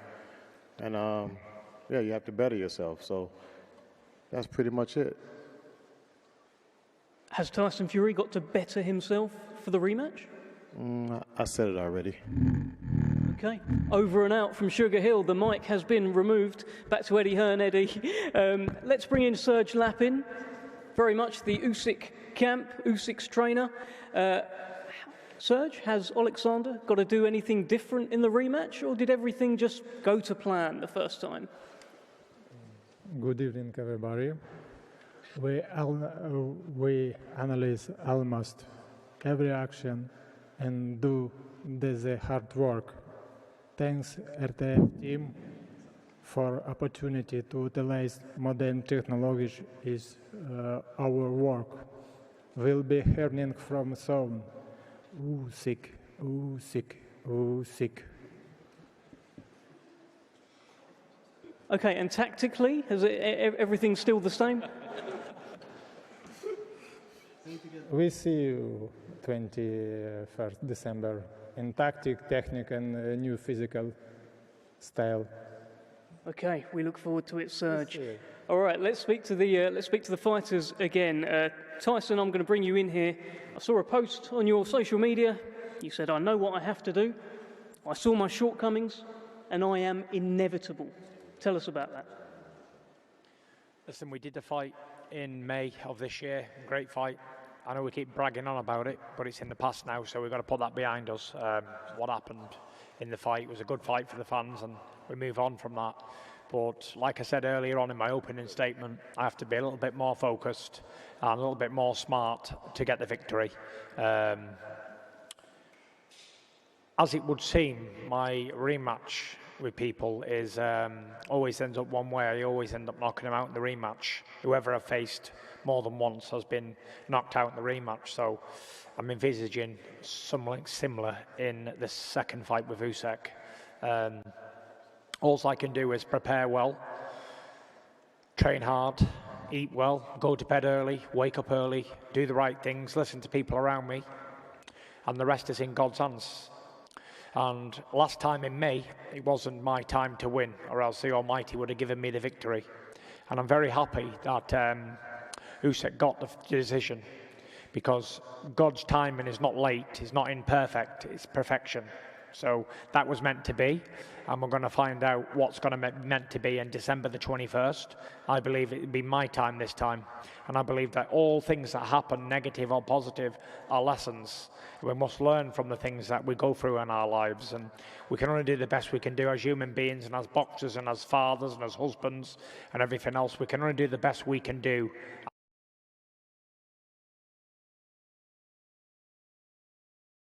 On a show for the paying customer, and I hope you guys will enjoy this fight as much as I will. I'll see you all on the 21st. Thank you. Thank you very much, Tyson Fury. Alexander, please tell us about your outfit, about your briefcase, about your gloves. This is a whole new look. What can you tell us about this?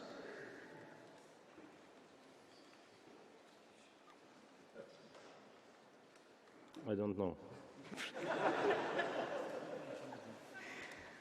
What's in the briefcase, Alexander?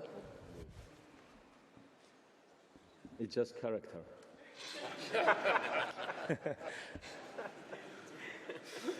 Go on. He's thinking about it.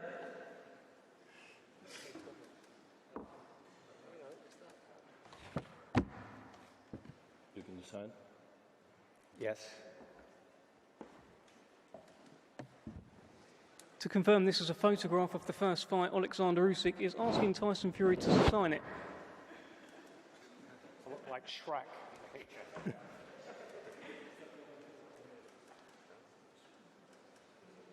It's a picture of me taking a big left hand to the jaw. And he is it's a nice one. Alexander, if you'd like to show the camera, please. You will find it tomorrow on eBay.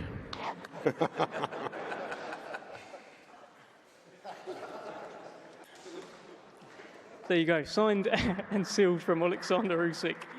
Probably not on my press conference list today. Alexander, tell me this, do you need to do anything differently than what you did in the first fight, or was it all just okay?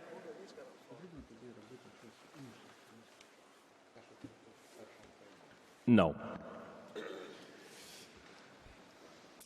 That's a pretty firm no from Alexander Usyk. And Tyson, I know you've already said goodbye, but I just want to bring you back in here. One of the comments out there was Tyson had too many voices in the corner. He needs to make changes. He needs to do this. He needs to do that. But I understand it's very much the same team and the same dream, right? Yes. What is going on? Tyson Fury and Alexander Usyk. Well, we are expecting a phone call to come in very shortly, but let's keep things moving. We're expecting a phone call to come in from someone very important who's been involved in making this fight.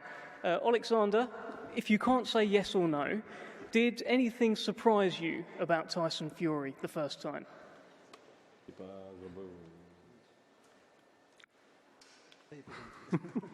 Any surprises from Tyson Fury the first time? Yes, of course. What were they? A lot of surprises. What were these surprises, Alexander?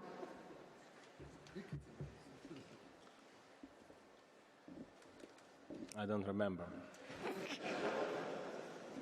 Let's fire that question over to Tyson Fury. Did anything surprise you about Alexander Usyk? Guess what? I don't remember either. Okay, nobody remembers the first fight. I certainly remember it. It was a great fight. It was May this year. But they're going to do it again on December 21st. I'd like to get a kind of message here. I'm not sure what I'm going to get, but Tyson, do you have a message for Alexander Usyk staring down the table? You've signed a poster for him. Anything else? No. And Alexander, final word to you, champ. What is your message to Tyson Fury? Yes. Okay. Well, we're going to thank you so much. Brilliant. Very, very much a wordy press conference, which we won't forget. We're going to get some face-offs down the front. Thank you. Thank you very much.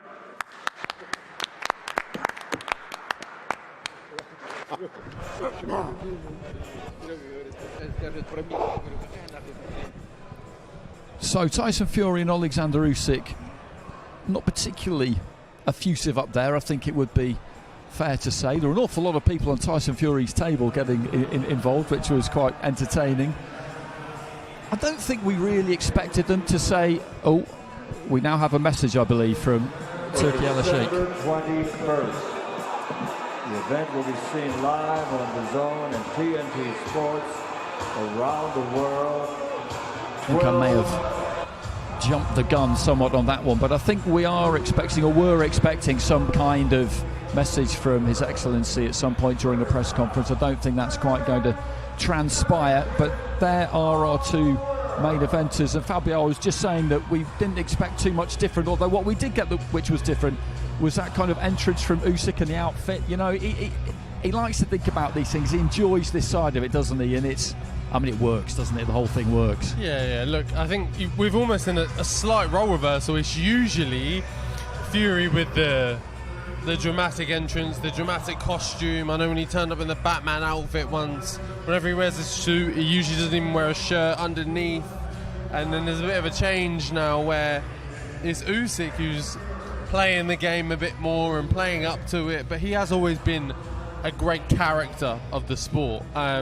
Even he hasn't had, and the thing is, he does it so subtly and simply. He doesn't need to do much or say much. Even just the yes or no answers up there had us giggling and laughing and playing the game. But when it comes to a stare off like that, the switch of him to be the character, the fun guy, and then that menacing stare can just flick of a switch. He can just turn that on. Absolutely. Tyson Fury greeting it with a smile. And Matt, we were asking Fabio about the psychology of rematches before we went to that main press conference, and it is really interesting because both of them there choosing to say, look, what happened in May doesn't matter. I don't even want to talk about it. You know, I don't even remember it. They're looking to try and just turn a new page here and focus fully on the next fight, as if the first one doesn't mean anything. Yeah, look, obviously it's another fight, isn't it? But the first fight's got no bearing on it in that regard. But at the same time, you are going to look at what happened in the first fight. You are going to think back to what worked, what didn't work. Did he feel stronger than you thought he did? Did he hit a bit harder than you expected? Was he a little bit quicker? You know, was he buying the feints? He wasn't buying it. Yeah. Of course, you're going to look at the performance. It was the last performance you had, and it was against him. How can you not look at it? Of course, you're going to look at it. You know, got to say, I felt sorry for Dev there at the end. It was like being on a bad date or something. Do you know what I mean? Trying to get blood out of the stone. Trying his hardest. He had this is fun. He had Artur Beterbiev and Dimitri Bivol for a week, who didn't really say a lot. Not 2 good weeks in a row, really, is he? But at least they, you know, Russian was there. You know what I mean? English wasn't their first language. Yes. I know Usyk, but he's better than them. When they started trading one-word answers, I did feel for our man there, absolutely. In terms of rematches, though, Fury does have good experience of them. That was the point he made up there. The Wilder fight, for example, the first time he got the draw, a lot of people felt he won, but he got the draw boxing a certain way. I kind of felt, like a lot of people did, well, he just needs to do the same thing again, and if the judges are better, or if he just is slightly more emphatic, then he'll win. He just went back to the drawing board completely, though, and just thought, no. That was no good. Yeah. Do you think we might see something completely different? Well, yeah, look, that proves that, like we've already said, a AAA, them top tier fighters, one needs to be able to make adjustments in camp and on the night. And I think Fury is the proven guy in that sense to have done that already and done it emphatically as well. And like you say, completely changed the style. He thought, oh, okay, maybe just make a little adjustment there with the Wilder thing, make a little adjustment there, and yeah, cool, you get the win by a few points. No. He's gone, no, what I'm going to do is I'm going to steamroll him this time. I'm going to pack the pounds on, I'm going to walk forward, I'm going to put him on his back foot, and I'm going to land the bombs. And his plan came off perfectly in that sense. So yeah, he's proven he can do it. Usyk is a different operator, is a different brain entirely to try and play with. So whether you can do it again, whether you can do it to the same level, is a question of itself. What do you think, Matt? Because as Fabio says there, Usyk is an absolutely top level fighter, and it was a split decision. So the temptation would be not to, you know, rebuild everything, because you were very close the first time around. But he's bold, Fury. He's shown us that in the past before. He's not afraid of a gamble. Could we see a bigger Fury who looks to be more aggressive from the beginning? Yeah, I think so. I think he, like I said before, I think how he approached the start of the fight, electing to box on the back foot, I thought it was a mistake. I thought he gave away the first 3 rounds and he allowed Usyk to get his tail up and really get ahead in the fight. Yeah. And that, I think this time I'd be surprised if he does that again. I think he'll take the centre of the ring, and I think he'll look to back Usyk up from the very first bell.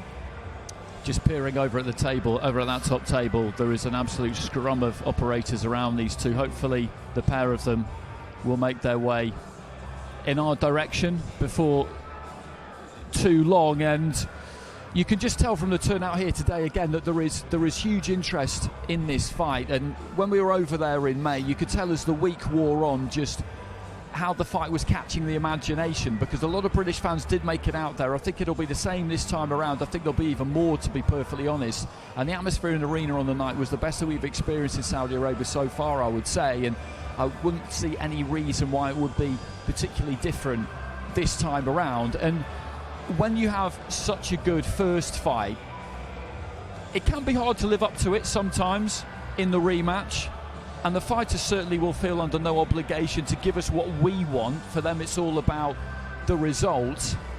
I think it'll be a better fight, because look, you know, look, Fraser and Wardley had a great first fight, and I remember thinking this could be, we're all thinking it's going to be another great fight, but it might take a while because they might be apprehensive to start with, because, you know, they both got hurt, they were both knackered in the fight, so they might try and take it a bit slower.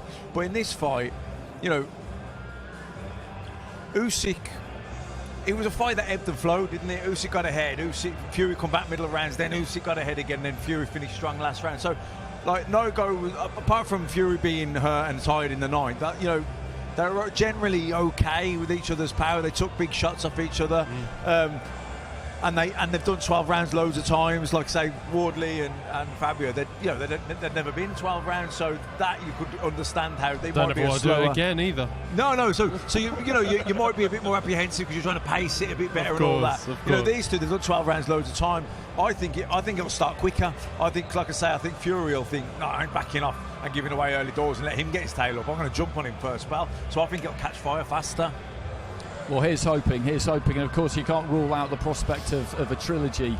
That's a definite possibility, depending on what we see on December the 21st. And they've had a good break out of the ring, these two as well. It was mid-May, it'll be mid-December by the time they get it back on again. And I think that's good too as well, Fabio. 7 months out.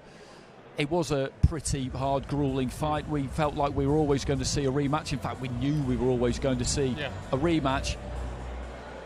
If you're the defeated fighter, the fighter who lost to Tyson Fury, does it matter how long it takes to get back in the ring? Is it going to be frustrating for him maybe that it's going to take 7 months to get back in the ring? Is too much time to think a good or a bad thing?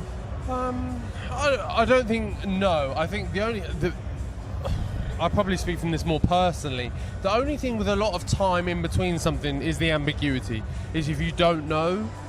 So if it wasn't obviously solidified that they were definitely going to have the rematch and it was definitely going to go on, if it was a if but and maybe contract negotiations and this and that, that's the bit I think, me speaking personally as a fighter, you get frustrated with, of training, ticking over, waiting. Is it March? Is it May? Is it August? Is it September? I don't know. Whereas if you have a set date and you know, right, I'm going to relax for a little bit, I'm going to tick over, I'm going to get into it, and you can build that process, I think it's perfectly fine. I think it's a good thing for both sides, to be honest. Yeah, that uncertainty of knowing when the next fight's going to be sort of makes you not enjoy your rest time, really. Yeah, it does. You know what I mean? Because they knew for a while this ain't going to up until December. You think, right, we can chill out now, do what I need to do, and plan. And I think, right, at that point, then I'll start doing a bit of easing back into it. And then at that day, I'm foot to the floor, and we're all go. So, yeah, I think it's been and you know what? They probably both needed a bit of a rest, not just because it was a good hard fight, but don't forget there was the fight that got pushed back. So they've probably been in training for a long time for the first one. So you need a rest after that. Okay, so Frank Warren has come up to. How you doing, big man? You good? Has come up to join us. Always a pleasure to see him. Frank, it's never dull with these two, is it? You never really know what you're going to get. There were some one-word answers there, but how you were much closer to them than we were. How are they? At the end of the day, they're very respectful of each other. They shared the ring in a magnificent fight. You know, the biggest heavyweight fight of the 21st century, and a close fight. It was a split decision. Both of them felt they won it. He got the decision by Alexandrov, and they're all they're talking in the ring on the 21st. They're past all that. They're past all the banter and all that. They know what to expect. Yeah. They've shared that ring, as I've just said. They know exactly what the other guy's got, and now they'll be thinking, both of them, I mean, you're fighters, you know it. They'll be thinking, right, last time he did this, I've got to make sure that don't happen, and vice versa. That's what it's going to be about. And it's going to be about, because that was a tough fight for both of them last fight. I went in the dressing room after the fight and see both of them. And for me, it's going to be who it took the most out of the fight, because it would have taken something out of both of them. I think that was a question going into even the first fight, that did the Wilder fights take a lot out of Fury, because he took some big hits, he had to get up off the floor a lot, and not similar, but obviously we know he was hurt in the 9th of the last fight as well. So are the legs still there? They're a question as well. Obviously from your perspective, of someone who's been around boxing longer than I've even been alive, do you... Steady on. You're not Hall of Fame promoter for no reason. Do you think they have taken a heavier toll on Fury at the moment through the fights, or do you think that it's not so much a factor as it's being made out to be? Look, first of all, they were tough fights, but Tyson's not got a lot of miles on the clock as far as the amount of fights he's had. You look at his career and how often he's fought.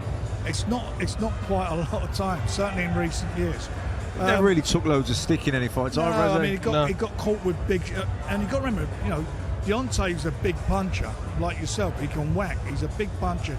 Catches most people, if he catches them right, they go. He got up. Yeah. He got off the floor. He done what nobody else could do, where he knocks them out. And that's the difference. And the thing is I look at Usyk. I look at that 9th round, and I think to myself, he had Tyson in trouble. But the next round, he couldn't do the job. I mean, and Tyson got to the 12th and won the 12th round, even on all the judges' scorecards. They gave it to him. He recovers well, doesn't he? When he does get hurt, he knows how to get through the moment. I don't want to see. Well. I don't want to see him get hurt. I don't want to see any of that happening. But as I say, it's an intriguing fight. It's going to be a great fight, because the both of them believe in themselves. They really believe in themselves. They both believe they're the best. And we'll find out. We will find out. It's going to be a great fight, and I generally do believe Tyson will do the job. Well, he's always been good in rematches, hasn't he, historically? Yeah. Not just the Wilder fight, but even way back with John McDermott. He figures out the style, and he's a very, but they like all of us, like you mentioned earlier, we're all getting older. Yeah. And it's what you can do as you get older. And the thing is with Tyson, for me, he's a very, very smart boxer, and he works people out. And having shared a ring 12 rounds with Usyk, I believe he knows what he has to do. I was saying to the lads, I think he gave away the first 3 rounds in the first fight by boxing on the back foot. I don't think he'll do that this time. I think he'll take the front foot. I thought he lost the first round. Second round was even. I thought after that, up until the 8th round, I thought they were his rounds. It was a fight of 2 halves at the end of the day. And Usyk was quite aggressive to start with, which you didn't expect. He came out. But I think Tyson let him come as well, didn't he? He was especially when he was in the corner with him. Yeah. When Tyson was in the corner, he starts standing square on Usyk, and that's where he was whipping up right hands up.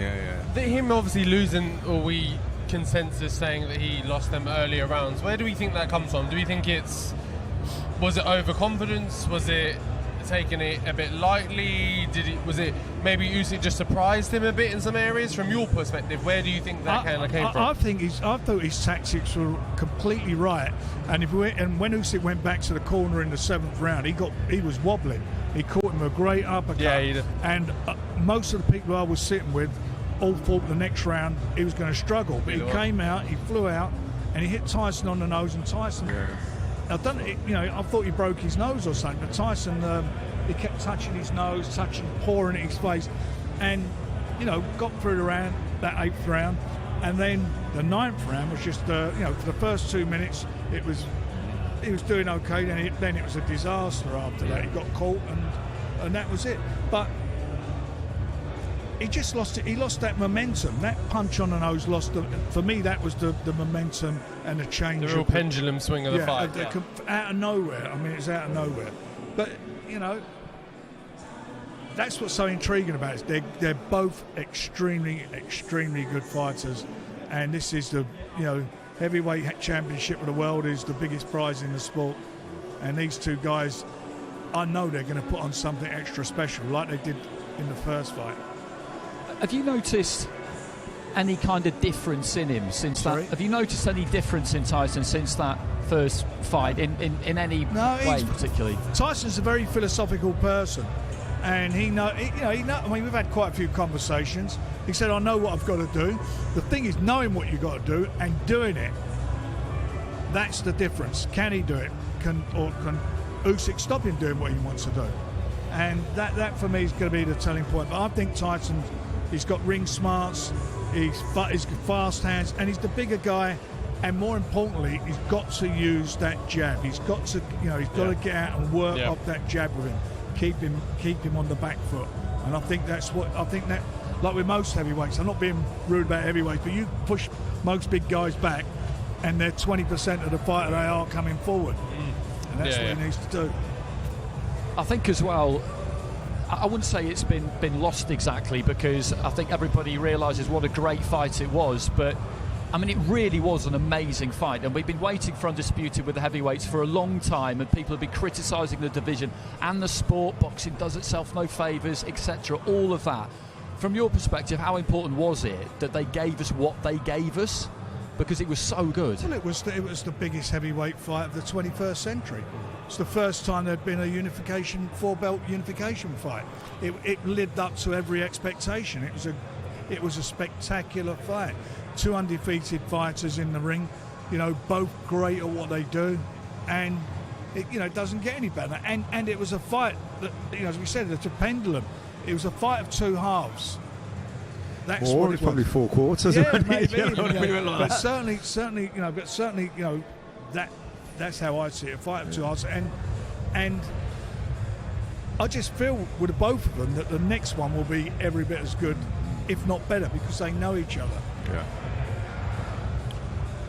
I agree. I do agree, but I think Tyson this time, I don't think he'll give away the early fight. I think he'll take the centre of the ring. I think he'll be a bit heavier than he was the first fight, and I think he'll look to push Usyk back early, straight away. Okay, well, do stay with us, because Tyson has just gone backstage to have a chat with His Excellency Turki Al-Sheikh, but he will be making his way over to the platform. Frank, in terms of the heavyweight division itself, we were talking about it with Moses Atama earlier on, and obviously Fabio's right up there now too. How much longer do you think these two will stay with us, Tyson and Alexander? Because they're in their mid-30s, getting maybe nearer their late 30s than their mid-30s. They can't go on forever. What's your sense? Well, I mean, no one can go on forever, that's for sure. There'll be a loser in this fight. I mean, if it's like it was last time and Tyson comes through, I'm sure everybody will be saying, right, now we've got to need a rubber match. Yeah. Well, they will, won't they? Yeah, and that's it. What happens with the guys in the meantime? You've got to keep winning. They keep winning. There's 3 belts on the line this time. Daniel has one. He'll be defending his title. And then you're going to get mandatories, or you're going to get belts maybe given up. I don't know how it's going to work out. But the bottom line of it is everybody, yourself, Daniel, all these guys, all got to get into a position where they're the next ones. They got the next opportunity, whether they fight in a mandatory defence or if it's a vacant title, interim titles. That's what's got to happen now with all of them, and they're in great positions to do it. So would you say it's quite unlikely that the winner on December the 21st will then fight for undisputed again against the IBF title holder? Is that something if that happens, that happens, doesn't it? You know, if Usyk loses, Daniel against Usyk is always going to be a great return match for obvious reasons. There you go. I mean, that'd be a defence. If Tyson wins, there's been all that talk about AJ. I don't know whether that will happen or not, but the facts of the matter is there's so many permutations there to be had, and every one of them are a great fight. And in the meantime, yourself and all the other guys, they're all vying, all in position for other great fights. I mean, heavyweight division's never been so sexy. You've got to go back to the sort of 70s and 80s for this. It's been so good. And the good thing about it is the Brits, I mean, you know, take Usyk out, take Zhang out, and is it Cavalier? Most of us are QB boys as well. The rest are all Brits. It's brilliant. It's and most of them were in Queensbury, Frank, as well, which is... Well, they're all sensible guys. Okay, just before we let you go, you probably can't give away the entire plan, but what are you thinking with Fabio next? Well, we're going to sit down with a team, and you know, what I'm sort of preempting or saying before we meet, I think he should be fighting somebody in the top 10, and I'm sure that's what he wants to do. So we'll sit down and we'll look at the various options.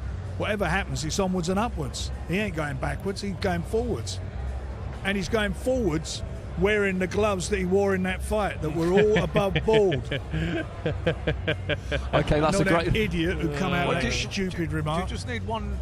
You've done your mandatories, you just need one voluntary to win the Lonsdale belt outright? Yeah, if I wanted to hold on to that belt permanently, then yes, it would be one more defence. Or has it gone beyond it? I think there's brighter stars, there's bigger and better opportunities out there now. I've had that belt for big two. Fish to fry. Yeah, look, don't get me wrong, it's a fantastic belt, it's prestigious, it's beautiful, I'd love to hold on to it, but I feel like I've had my time with it. I've had the fights that also give it the credibility to go with it as well, so I've had my piece, and there's new guys coming through. You saw him on the stage, Moses and whatever else, so it's their time. I'm not one to step in the way and block everyone and sort of hold on to it like forever. I've got somewhere I want to go now, and I'm happy to leave that bit behind. Okay, Frank, thanks for your time. We'll let you go. Thank you. Thank you very so much. Tyson Fury, as I said, he is backstage. He's talking to His Excellency Turki Al-Sheikh. We can't get in the way of that, but he will be wending his way up onto our platform before too long, and it's good for the fighters to get this done, isn't it? We're 2 months out. Not that long ago a launch press conference would come 12-14 weeks out, but we've known this fight was going to happen for a good while. This is your last major press obligation, and then you can just lock yourself away until you actually get into the really serious business of fight week. And the bear of them, they'll have plenty of ups and downs, won't they, over the next few weeks? You know, just give us a flavour of what it's like preparing for a really big fight, because every now and again you guys will allow the press in and we'll see what we see, which is what you want us to see, but we don't really know what goes on behind scenes, and it doesn't matter how experienced you are and how confident you are and how Tyson you are and how Usyk you are, because they're amazing characters. They'll have some days and nights where they're thinking, God, I don't know about this, you know, this is hard. Yeah, well, I think because the first fight got delayed, you know, but put back a little bit, they probably, by the time that fight happened, they were training quite hard for a long time, so obviously they needed a good rest and get unfit. It's okay to get unfit, you know, you've just been through that. It's okay to get unfit and then build back up, and, you know, I'd imagine the last couple of weeks they've just started getting going again a little bit. 10 weeks out now, I'd say they're starting to crank it up a notch. What's your experience of that been like, preparing for fights when you have a good lead time? You have all the time that you could possibly want, maybe a bit more than you would actually want to prepare for an opponent. Yeah, well, look, the similarities, isn't there? Because after my 12-round war with Fraser, I needed a little bit of a rest. I needed to sit down on the sofa for a couple of weeks and just to chill out, let my body recover and just sort itself out again and find yourself again, and then ease yourself back into the gym. And it mentally as well. Yeah, it's not just the physical side. Of course, you need to get your body right in the right shape, and you need to be in the right place and get your weight good and lifting strong and all of this. But your head needs to be there as well, because your head is the first muscle that you work every morning when you wake up. Your alarm goes off and you go, right, today, day 1 or day 10, day 30, day 12, whatever, you go, right, let's go, time to crack on. I've got this to do, I've got sparring today, oh, my sparring partners are hard, but I'm going to put the work in, or oh, I've got sprints today, oh, Christ, I hate sprints, but... You've got to want to be in the gym. Yeah. So if you haven't had a rest, you're not going to want to be in the gym, are you?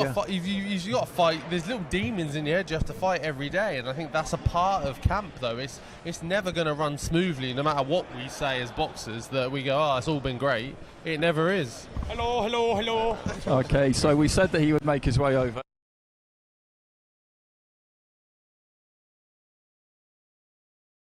So Tyson, you spoke up on the stage about the need for everybody basically to learn from life, to learn from experiences that you have. Yeah. What would you say that you've learned from May? From May, from the fight in May and coping with it in the weeks afterwards? The biggest lesson I've ever learned is always use protection. Always use protection, and never keep your guard down low, because you can be attacked at any time from all directions. But what was it like to, I guess, I don't know whether you have accepted it, but to accept the fact that there is now a loss on your record? Has that been difficult for you at all, or mentally for you? Well, I walked in when Andy Lee was saying that it was difficult for him when he lost any losses he had. But like I said to whoever the guy was called, I don't even know his name. He's not popular, his own guy.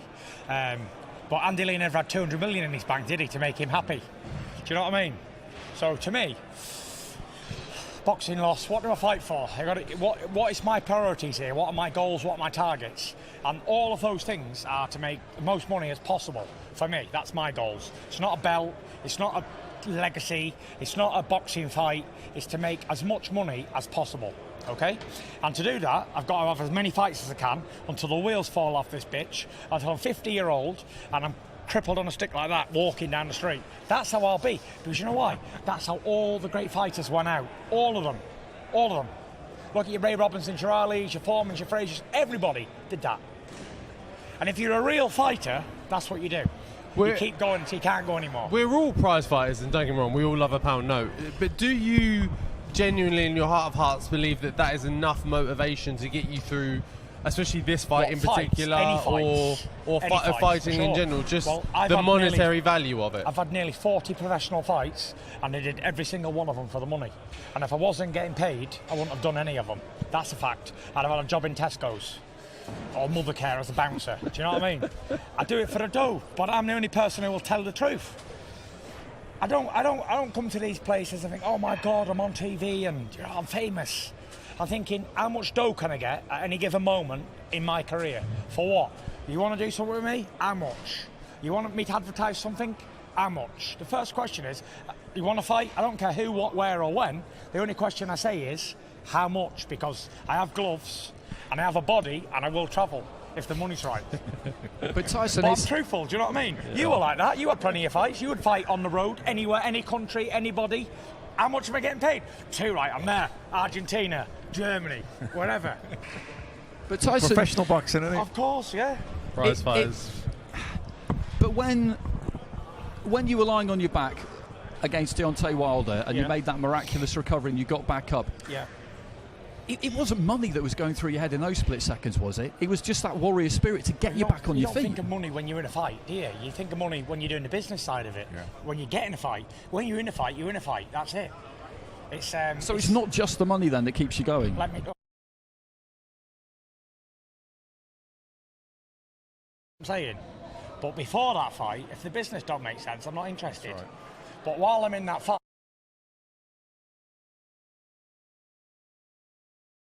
I will still fight on to the end. There's no quit in me. I can look in the mirror and say, the Gypsy King is not a coward. and he will fight until the last dying day, until they take his head off with a sword. I will still be trying to fight. And even after that, my arms will be going like that, and my head will be separated from my body, because that's the way I'm bred. So it's not, in a way, it's not whether you win, lose or draw, it's whether you can look yourself in the mirror and know that, what you just said there. When you go in a boxing fight, you're always going in to win. Yeah, especially if you're a professional, and obviously if you don't want to win, you're in the wrong game. However, like I say, when I'm in there, I just do what I do. No one can tell me what to do. It's just a natural thing. I do what I got to do. Fight. That's it. You can either make two choices, fight or fly, when you're in a big fight. You either turn your back and run off like a coward, or you fight on till the end. And that's why we're here. Has that, and that image you say, that looking, that knowing in your heart that you can get up and go again, you're the fighter, you're the warrior spirit, looking at yourself in the mirror, has that person or the person looking back at you in the mirror, has that changed at all now that there is a loss on your record? Has that altered any sort of perception for you, altered the way you look at it at all, or is it still the same, I know me, I know my heart, I know my soul? Has it changed or has it not? No, nothing will ever change on me. This absolutely. I got to change shit up here. I got to do something different. But you know, could have went either way. At the end of the day, even his manager said. When you fought Wilder the first time, and I thought you wanted to give it a draw. Exactly. You were completely different in the rematch, tactically. Yeah. So when the fights are like that and they're close, they can go either way. You know, it went against me. It hasn't really affected me. It hasn't done anything because you know what? Whether I would have won that decision and I would have got another decision on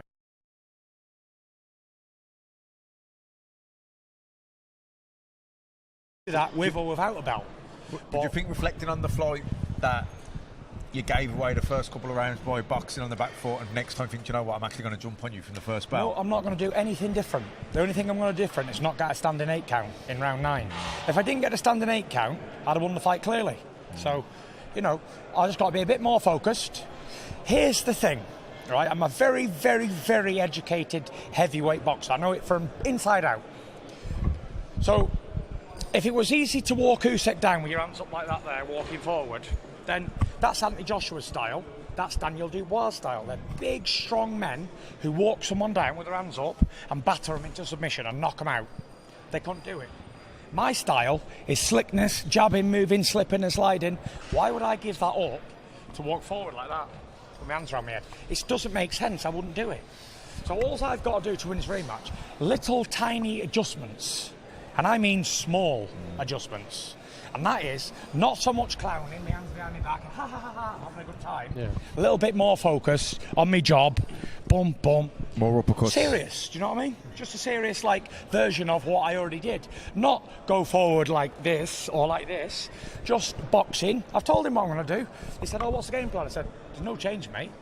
It was a nip and tuck fight. You got the decision. Fantastic. I'm doing exactly the same. I'm going to box behind the lovely long jab. I'm going double feinting, double feinting, body, uppercuts to the head, uppercuts to the body. But instead of doing this and this in between, I'll be focusing a bit more. Obviously, I know he can hurt me, and I'll just focus a little bit more, and I should get the job done. Simples. But as for drastic changes, where I'm just going to go forward and give it 3 or 4 rounds and then lay over, nah. Does that add into why as well? Because a lot was made in the last fight in the build-up as to your corner team, the team that choose for the fight and things. You believing that the fight was only won on small margins on his part, and you don't need to make too many adjustments. Yeah. Does that play into why you? Does that play into why you haven't changed the team at all? You've kept it the same. You have the same beliefs. Everyone's on the same page. Yeah, everyone's the same. You know, I don't change the team because how can I blame my cook or the man who's doing the strength work or a trainer? What I said. Do you know what I mean? It's like, why would I do that? I've got to nearly 40 fights unbeaten, through doing what I do. So I wouldn't just change the team because I did something wrong. I got caught in round 9. That ain't Sugar's fault, is it? I got punched in the face. Do you know, it's my fault because 100%. I wasn't concentrating 100% at that given moment. You know, I don't think I'd be needing to change a trainer. I like Sugar. I like his style of training. We get on well. to go to a new trainer and out at this stage, neck end of 40 years old. Was there anything that pointless. surprised you about Usyk in the first fight? Did he hit harder than you thought? Was he No, he stronger didn't hit than you harder thought? than I thought. Being honest, as I always am, I tell the truth a lot, me, and I'll probably get in trouble for doing it as well, but it was actually easier than I thought it would be. You know, as you said, like, I listened to Tony Bellew and I listened to like AJ and that, and he said, oh, this guy's really hard to hit. Like, I'm expecting to be missing him a lot. But in realistic terms, he was much easier to hit than I anticipated, and it got me a little bit complacent because every time I threw an uppercut to the body, a head or a feint, I'd hit him. So Okay, Tyson, thanks very much for your time. We're gonna need to let you go. I've been sort of peering at the pattern on your suit and wondering what's happening there, and I've just figured it out.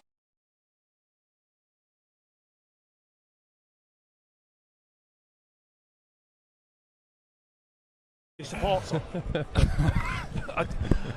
Apologies, I probably shouldn't have brought it up, but I did, and that's You on set me. yourself up there. Anyway, You did that one to yourself. I did. You did that one to yourself. Okay, guys, thank you very much. Good night. God bless you. See you all on the other side. Thanks very much. We'll see you fight week. That fight coming your way, of course, on December the 21st, a rematch between Tyson Fury and Alexander Usyk. As Egis Klimas told us, it'll be Usyk versus Fury this time around. We've heard from the undercard fighters. We've heard from the main event. Thanks for your company. Take it easy. We'll see you again next time.